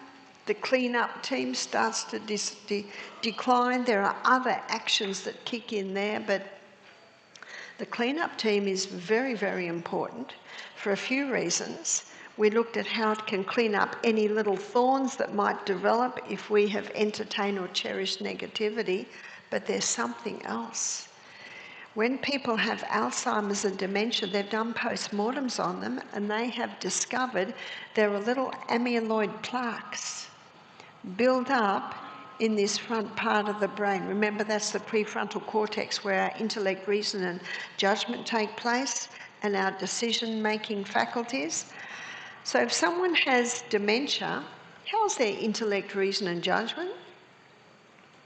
What's the old saying? Lights are on, but no one's home. No, it's not functioning. And they are theorising that one of the reasons is this built up of these calcified deposits. But if we go to bed early, especially those hours before midnight, that's when the glymphatic system is most active. And if any little calcified deposit is starting to build up, it'll mop it up. It'll mop it up. Ronald Reagan, one of your past presidents, he boasted he only needed 5 hours sleep a night. And how did he spend the last 20 years of his life? With severe Alzheimer's and dementia. Michael and I are also seeing it in some of our friends who have been what they called night owls. They're now in their 60s and they're starting to be forgetful. It's a bit scary. And there's no record of Alzheimer's or dementia in the Bible. It seems to have come about the time of the electric light, where it's really accelerated is the devices. Isn't that what keeps people up? It is the devices. Now the sunlight, it's high in blue light. And that blue light is absorbed in the retina on a receptor site called melanopsin. And when blue light levels are as they should be in the brain, tactical reasoning increases, the ability to solve mathematical problems increases. So that's another reason why the sunlight is so important for the eyes. But the screens have blue light, but not the same frequency as the sunlight. So no, you're not going to get the benefits of sunlight by looking at the screen. No. But if you can't sleep and you look at your phone, The blue light there is enough to trigger the brain into thinking, daytime, wake up. If you can't sleep and you look at your phone, I can promise you, you will not be able to go back to sleep because it wakes it up. So the screens must be out of the bedroom while you sleep. You need an alarm clock. We had to put an alarm clock on this morning because we had to leave home at 6 a.m. to get our flight. Well, we put it in the bathroom. You'll hear it. And the alarm still goes off even when you put your phone on silent. We always have our phone on silent because when we go to sleep, Australia wakes up. So it's important to ensure that you're getting adequate sleep. But what if you can't sleep for 8 hours? I've got some good news. You can train yourself into that. And one lady did this when she discovered the importance of those hours before midnight. And she said, oh, I go to bed at midnight every night. I'm not going to be able to go to bed at 9. Well, if you say you can, you will. And if you say you can't, you won't. Where there's a will, there's a way. So she decided to train her brain back into it because we have a brain that can be trained, as I showed you in the last class. So what she did, she started to go to bed at 11:30. After 2 weeks, she went to bed at 11. After another 2 weeks, she went to bed at 10:30. After another 2 weeks, she went to bed at 10, which was a very clever move. So little by little, she trained herself back into it. But what also is important, so we're going through the laws of the brain, and one is moderation. And moderation is referring to timing. And I gave you Ecclesiastes chapter 3 at the end of the last class. To everything there is a season. To everything there's a season. And there's a time for every purpose under heaven. There is a time for every purpose. There's a time to eat and there's a time not to eat. So using common sense, and you know common sense isn't very common today. No, there's been a death and no one knew he died. It was the death of common sense. Part of being your own doctor is reviving common sense. So when we begin our day, we're beginning a journey. So it's the best time is to fuel up your living organism is the beginning of your journey. That's why you know the old saying, breakfast like a king. And then give your stomach at least a 5-hour break. That's how long it takes to break down your food. And then lunch like a queen. And you know, sometimes the queens eat as much as the kings, don't they? This queen ate as much as her king today because she was so hungry. And then tea, or you call it supper. Supper like a pauper. A lady said to me one day, what do paupers eat? I said, sometimes nothing. And I won't be eating anything tonight because we had our main meal at 3. Sometimes that happens when you're travelling. So that's enough for me. So moderation is referring to when to eat. When you eat the largest meal at the end of the day and then you lie down to sleep, your stomach wants to sleep because the rest of the body's sleeping, but it cannot. It has to keep working, keep plodding along through the night because that food must be digested. If it's left, it will start to ferment and rot, and the fumes from that can be toxic to the body. So the old saying, breakfast like a king, lunch like a queen, and dinner like a pauper. If you do eat at night, it should be the lightest meal of the day. What's a light meal? Crackers and avocado, soup, maybe a smoothie, maybe some fruit. And then the prefrontal cortex can have its rest. Because when that stomach's still moving, it's still actually causing activity a little bit in the brain and it needs to sleep. Dr. Matthew Walker, in his book Why We Sleep, he shows that 10 nights in a row of 6 hours sleep a night can double the risk of depression. You see, it's in the night hours that our brain revives and recharges. It's also in the night season where the memories from the day are filed in a certain order. So there's all these incredible activities that happen at night. and we must be asleep for them to happen. In my book, Sustain Me, I have a chapter on sleep, and I've defined all of those incredible processes that happen while we sleep.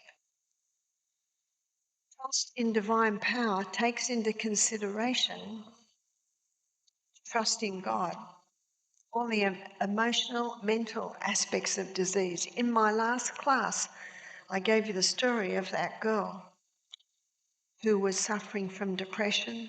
Well, she'd been given the label depression, and she'd been given the label post-traumatic stress disorder. But she went home without those labels. Isn't that nice?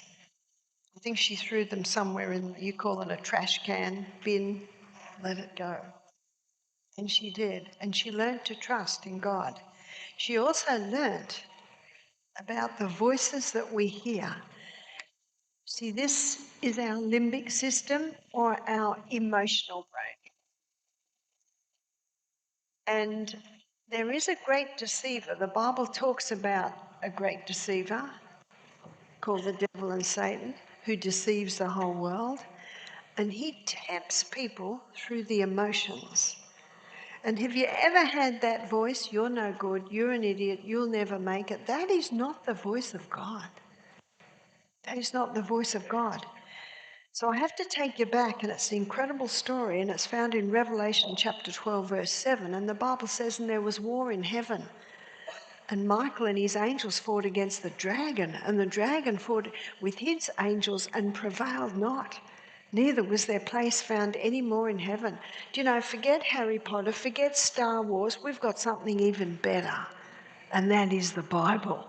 And it's true. And this war in heaven, did you know it's the first war that ever happened?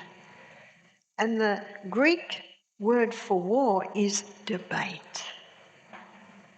And all wars begin as a debate. Where does the debate happen? It happens here in the mind. And if it can be conquered in the mind, it'll be conquered everywhere.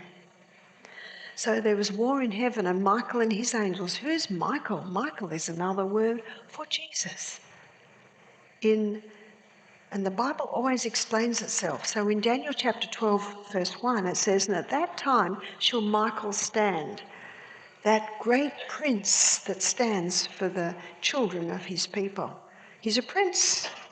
And then in Isaiah chapter 9, verse 6, it says, unto us a child is born, unto us a son is given, and his name shall be Wonderful Counselor, the Mighty God, the Everlasting Father, the Prince of Peace. And we know who the child that was given, the son that was born, is Jesus.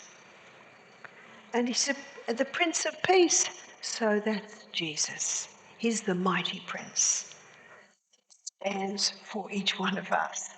So there was war in heaven, and Michael and his angels, so this is Jesus, and his angels fought against the dragon and with his angels and prevailed not.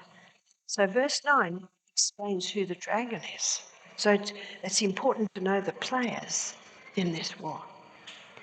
And verse 9 says, that great dragon was cast out, that old serpent called the devil and Satan, which has deceived the whole world. He was thrown out to the earth, and his angels were thrown out with him. And then verse 10, and it says, and I heard a loud voice in heaven saying, now is come salvation and strength, the kingdom of our God, the power of his Christ, because the accuser of our brethren has been cast down, which accuses them before our God day and night.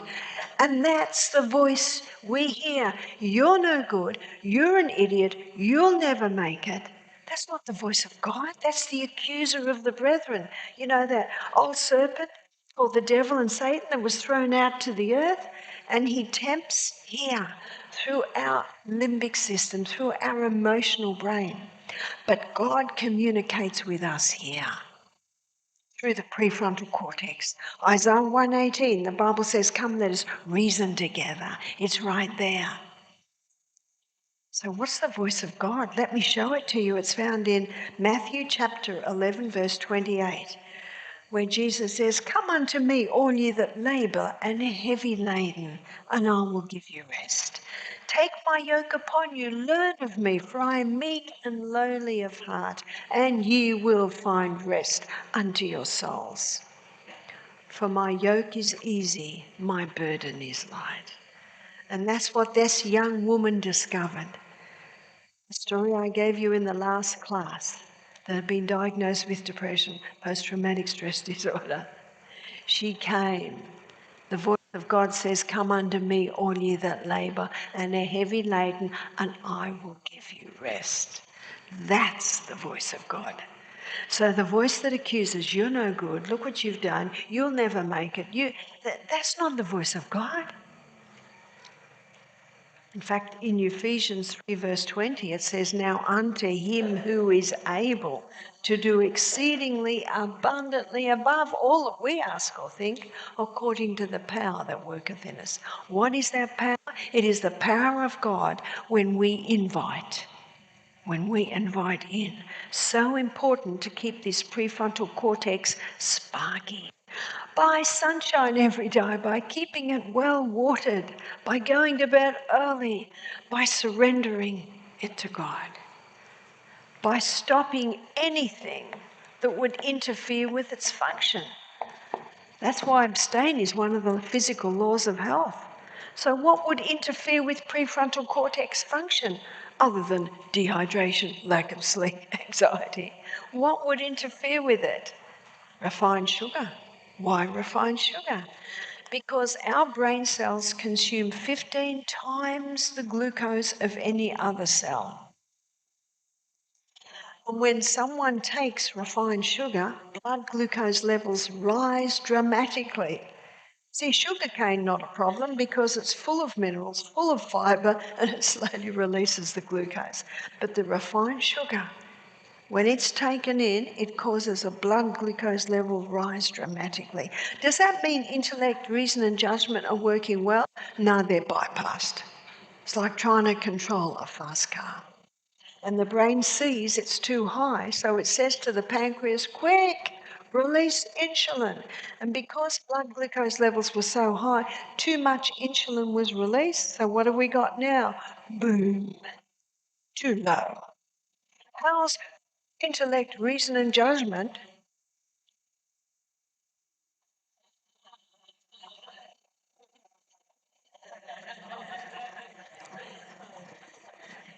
You wondered how long it would be before I noticed, didn't you? Sorry, I'm a bit slow. Okay, we'll get back on track real soon.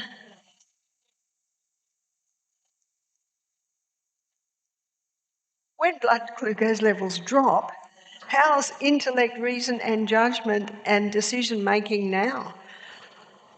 Lights are on but no one's home. That's why the easiest way to parent is don't give your children sugar. It'll wind them up like a top where you can hardly control them. They're just about bouncing off the walls. And then you watch half an hour later, boom, they're irritable, they're unreasonable, they don't do anything that you say. And by the way, what's the mother like when she's on sugar? Sometimes the kids can do anything they want, and then the next time, a few hours later, they just put one step out and they're getting whacked and yelled at. No. Easy parenting is when sugar is out of the home. I used to make my children dessert a couple of times a week, but I didn't use sugar. I used maple syrup, bit of honey, maybe palm sugar. But the refined sugar I did not have in my house. If you want a nice, steady, reasonable functioning of your prefrontal cortex, then the brain needs a steady, consistent supply of fuel. What gives a nice, steady, consistent supply of food? This is where we look at nutrition, how important that is to the brain. What gives a nice, steady, consistent delivery of fuel? Fibre. Fibre slowly releases the glucose. That's all your plants. Protein. It is protein that is broken down in the stomach. And it is protein that supplies the neurotransmitters for all of these little messages going from cell to cell. And fat is vital because 50% of the membrane around every cell is fat. But here on the myelin sheath, there's another 20%.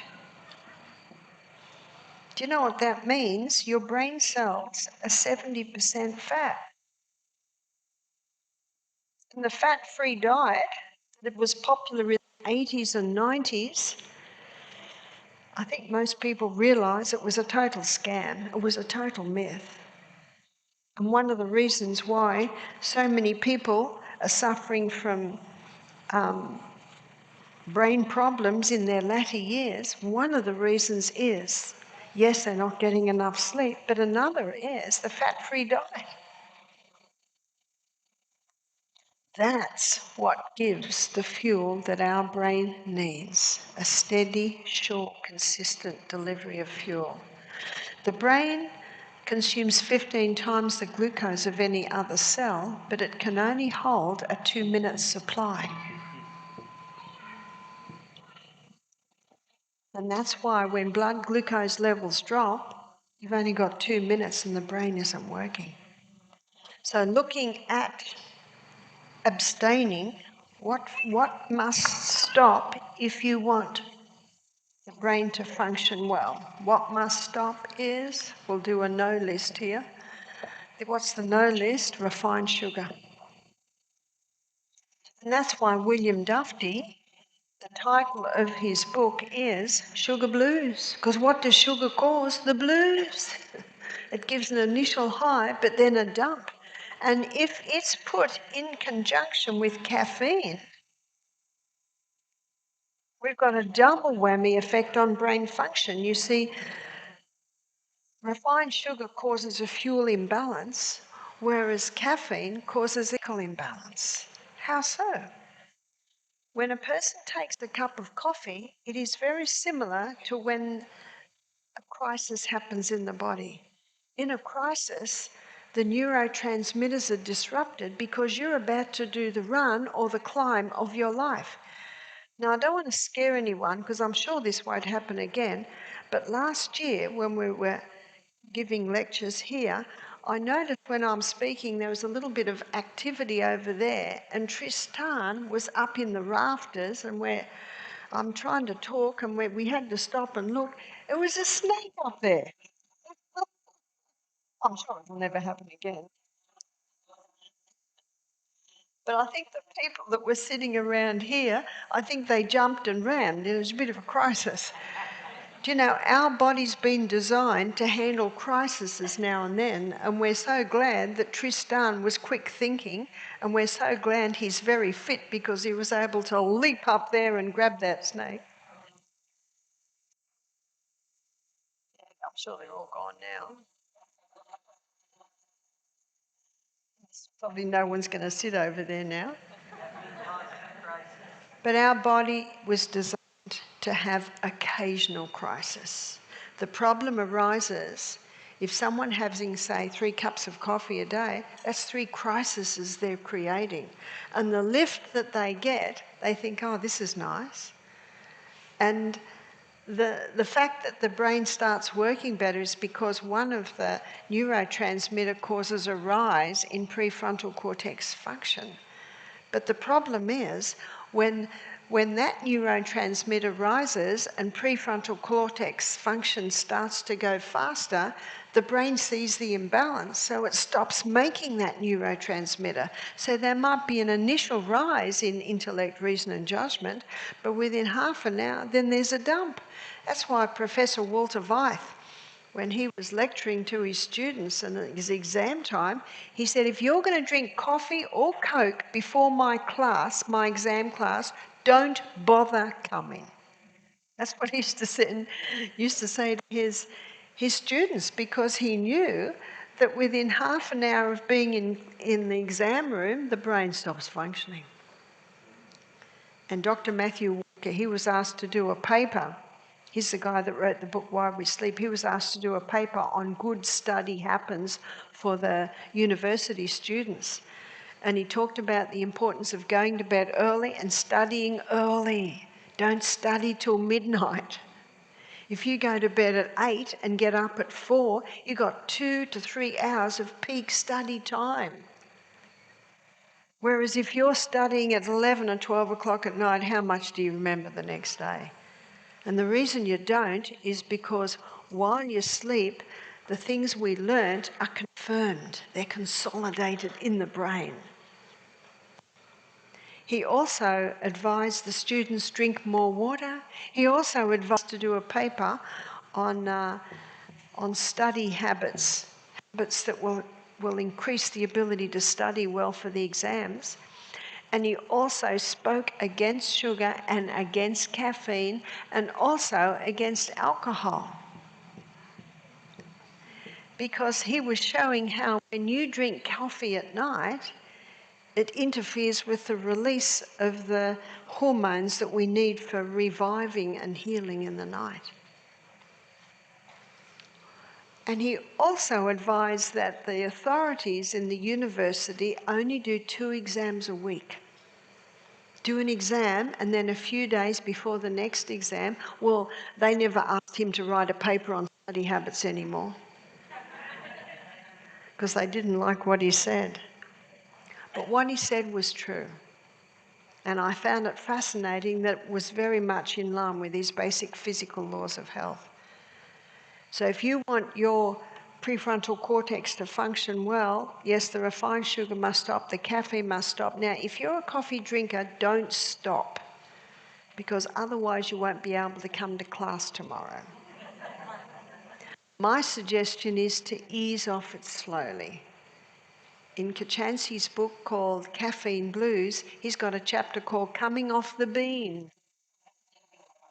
And he says, if you have 3 cups of coffee a day and you want to come off the coffee because you've just realised it's leaching all your minerals, you've just realised it's causing a chemical imbalance in the brain, he said the first day you make, instead of 1 teaspoon of coffee, do half a teaspoon of coffee and half a teaspoon of something like Roma, do you call it, or Caro, like a cereal, roasted cereal beverage. He said the coffee will taste the same and your body will be happy because it's getting a little bit, but every day you do less coffee and more of the coffee alternative, and within the end of the week you can be off the coffee and yet no pain or suffering. People say, do you drink coffee, Barbara? I say, no, I just watch the people suffer. Day 1 at Misty Mountain Health Retreat. Oh, the headaches. That's why I say if you're a coffee drinker, don't stop. You won't enjoy the class tomorrow. Ease off it slowly.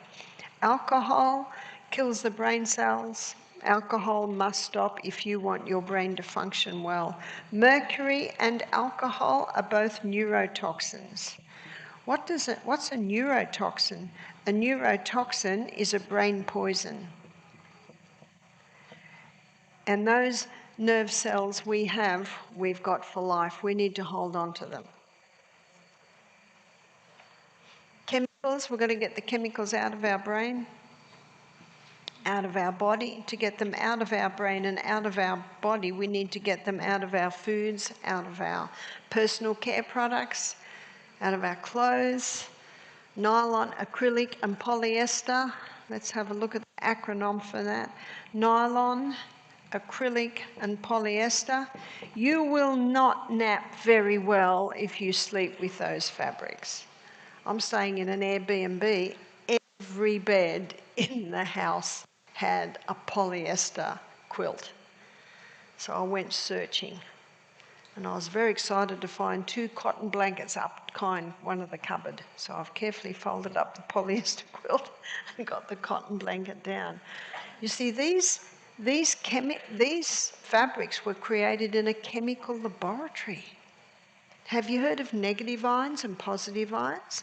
Positive ions refer to a positive charge, and those positive ions are found in chemicals. These polyesters are giving off positive ions. Negative ions are electrically charged oxygen molecules. And the pine trees give off negative ions, the waterfalls give off negative ions, the rolling waves of the sea give off negative ions. The more negative ions that you're breathing, the more oxygen can come into your body. And when these cells are getting adequate oxygen, they give 18 times more energy compared to a cell that's not having oxygen. All from polyester. So to be able to sleep well, sleep with cotton, sleep with bamboo, sleep with linen, sleep with the natural fibres. One lady, when she heard this, one of our guests, she came to me the next day and she said, Barbara, I'm going to have to throw all my clothes out. I said, well, there are wonderful shops called second-hand shops. You just got to take a magnifying glass to be able to read some of the fine print. But little by little, start to build up a wardrobe of natural fibres. When I was in Romania, or up in Transylvania about 2 months ago, and a guy, young guy, was late 30, he wanted to give a testimony. He said that he's got a twin brothers and they had lipomas, you know, those fatty lumps all over his body. He had them cut out and they regrow. And then his wife said, I'm taking control. She said, and he said to me, she threw all my clothes out. All I've got now is linen and cotton. He went to clean the bathroom and all that's there to clean the bathroom with is sodium bicarbonate and vinegar. He said, all our food's organic. And he said, all the lipomas are all going away. It appears that those fatty deposits are where the body stores chemicals. And once you get the chemicals out of your body and out of your life, he said, I've still got a couple, but 3/4 of them are gone. He said, my twin brother is still covered in them. And he's still smoking and drinking and wearing chemical clothes and putting on chemical personal care products. Whew. So many areas. That's why get the chemicals out of your home, out of your life. See, it's mostly the ladies. Men wear cotton underwear, cotton undershirts, cotton shirts, cotton jeans. But ladies like the pretty things. And a lot of pretty things are made out of nylon, acrylic and polyester. And when we look at hormones tomorrow, you'll discover that these are also interfering with our hormones. So I know when Heathrow Airport lost my bags for 5 weeks, 2 years ago, I had to go and buy a few clothes. I didn't want to buy many because I knew I'd get my bags back. Oh, trying to find a cotton bra. I would say 90% of the bras in the underwear department are all made out of nylon, acrylic and polyester. So there's some things, that's why abstain is one of the laws of health. There are some things that must stop if you want your brain to function well. We've got the mercury there. Yes, we've got the mercury. Where can we be exposed to mercury? Because mercury is a neurotoxin. And what mercury does, it starts to eat away at that myelin sheath. And when that myelin sheath, that fatty substance around the arm of the nerve cell, when it's 2/3 broken down, that's multiple sclerosis. Or in some people, it'll be expressed as Parkinson's, can be a contributing factor to Alzheimer's, dementia. Remember Newton's third law of motion. To every action there's an equal and an opposite reaction. There is always a reason for these things happening in the body. And as I mentioned in my last class, sometimes it's not one thing. Sometimes it's a little bit of this and a little bit of that and a little bit of this.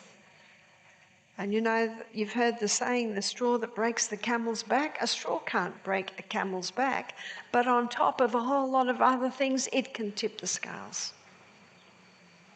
So there are some things that must stop. We can be exposed to mercury in the silver fillings in the mouth. If you have silver fillings in your mouth, if I was you, I'd find a biological dentist who is aware of the dangers and will take them out and replace them with white fillings. The white fillings look much better, and they're not neurotoxic like the mercury. We can be exposed to mercury in fish. The larger the fish, the higher the accumulation of mercury, because mercury is bioaccumulative. If you love fish, make it a rare treat and go for small. The smaller the fish, the smaller the accumulation.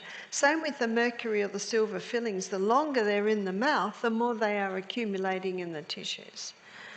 And the third place is the flu vaccine. But this is America. I hear that Robert Kennedy Jr. has just had it taken out of the flu vaccine. Wow, yes, yes, yes.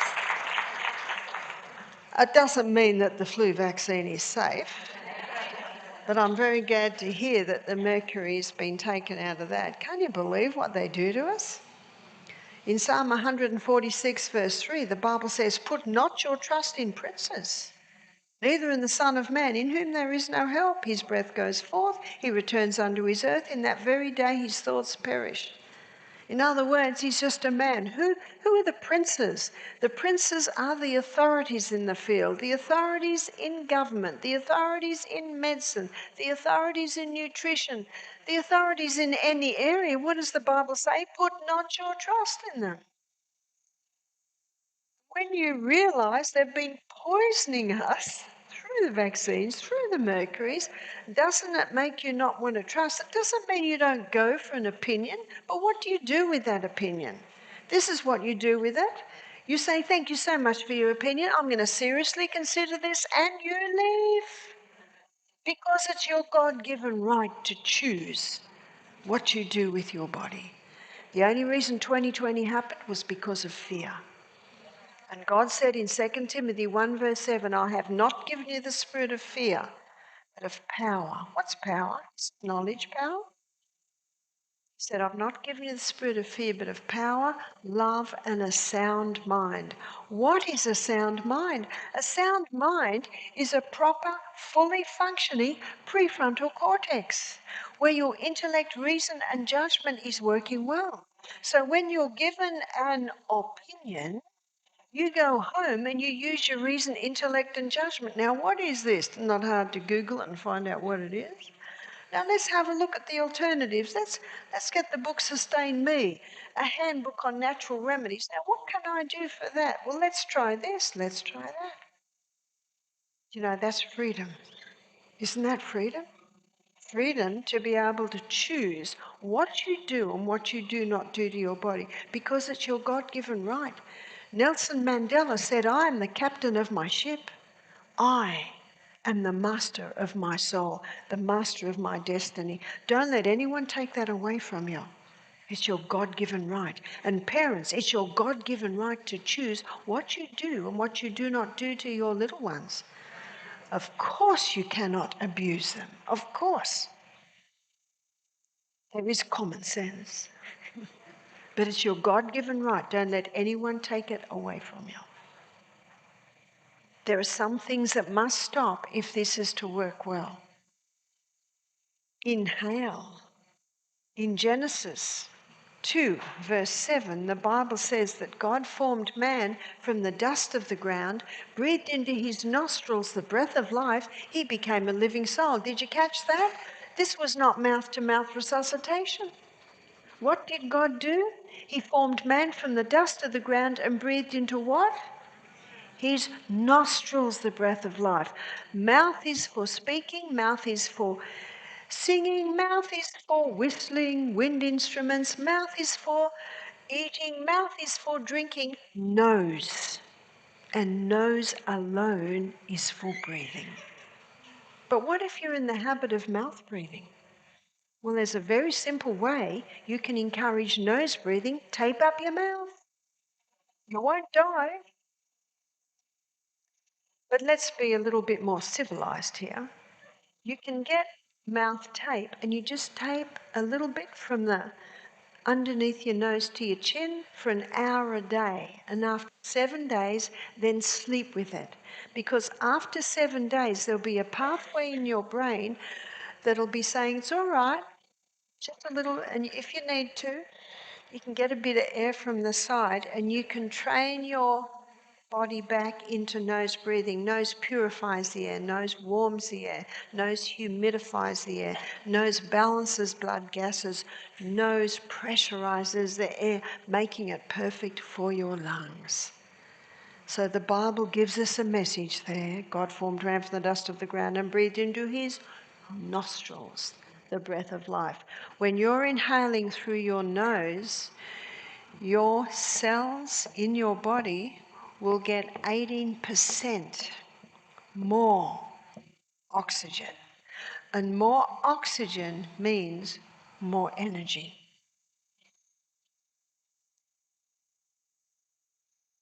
Yeah, the spelling's pretty bad tonight, isn't it? Nutrition. Must be getting late. Prefrontal cortex is starting to fail. I'm nearly there. We want you to be in bed early so that your brain can recharge and ready for tomorrow's classes. Moderation in all the good things. There is a season and a time for every purpose under heaven. Doing things at certain times will ensure that the brain is working well. A time to mourn and a time to laugh. No, time to weep and a time to laugh. Time to mourn and a time to dance. There is a time for every purpose under heaven. Exercise is the most powerful way to increase oxygen into the brain.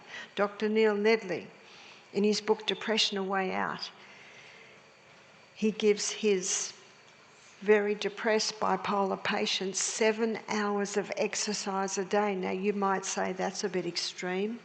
Well, it's cheap medicine.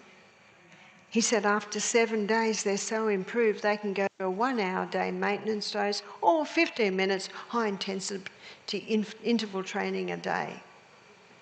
These are the physical laws that will ensure that prefrontal cortex is working well.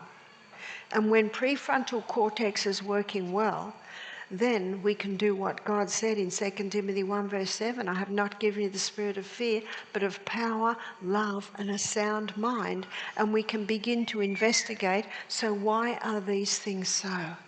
And that's what we did with that young woman who was 30 that came to Misty with the diagnosis depression post-traumatic stress disorder. And when she left 2 weeks later, she didn't have them. And yet she'd been wearing those labels for 15 years.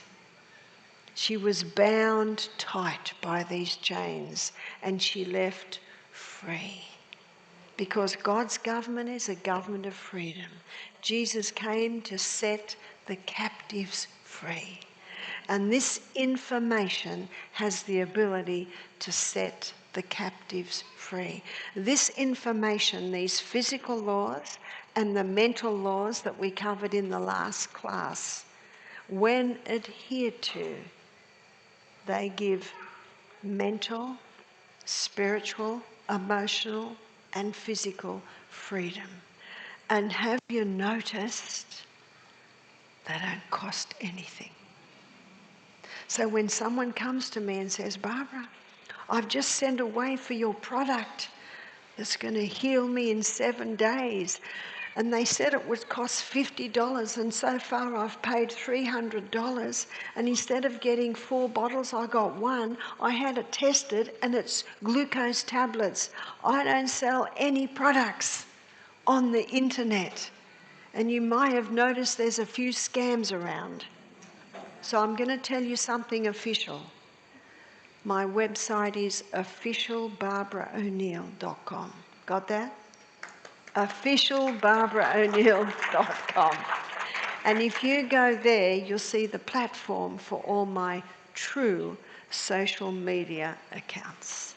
And then you will be free from all of the scammers out there. And the Bible says in 2 Corinthians 13 verse 8, you can do nothing against the truth, only for the truth. Isn't that good news? I'd like to end our evening with a word of prayer. Father, thank you so much for what you've taught us tonight. Thank you so much for beautiful things to ponder as we drift off into our 8 hours sleep tonight. Thank you so much that you came to set all the captives free with these simple lifestyle principles and also the knowledge of how we can know you and have the divine help we so often need. I ask, Father, that you will bless each person here with a good night's sleep, ready for an exciting day tomorrow full of new messages. And we thank you in the name of Jesus. Amen. Thank you. Thank you.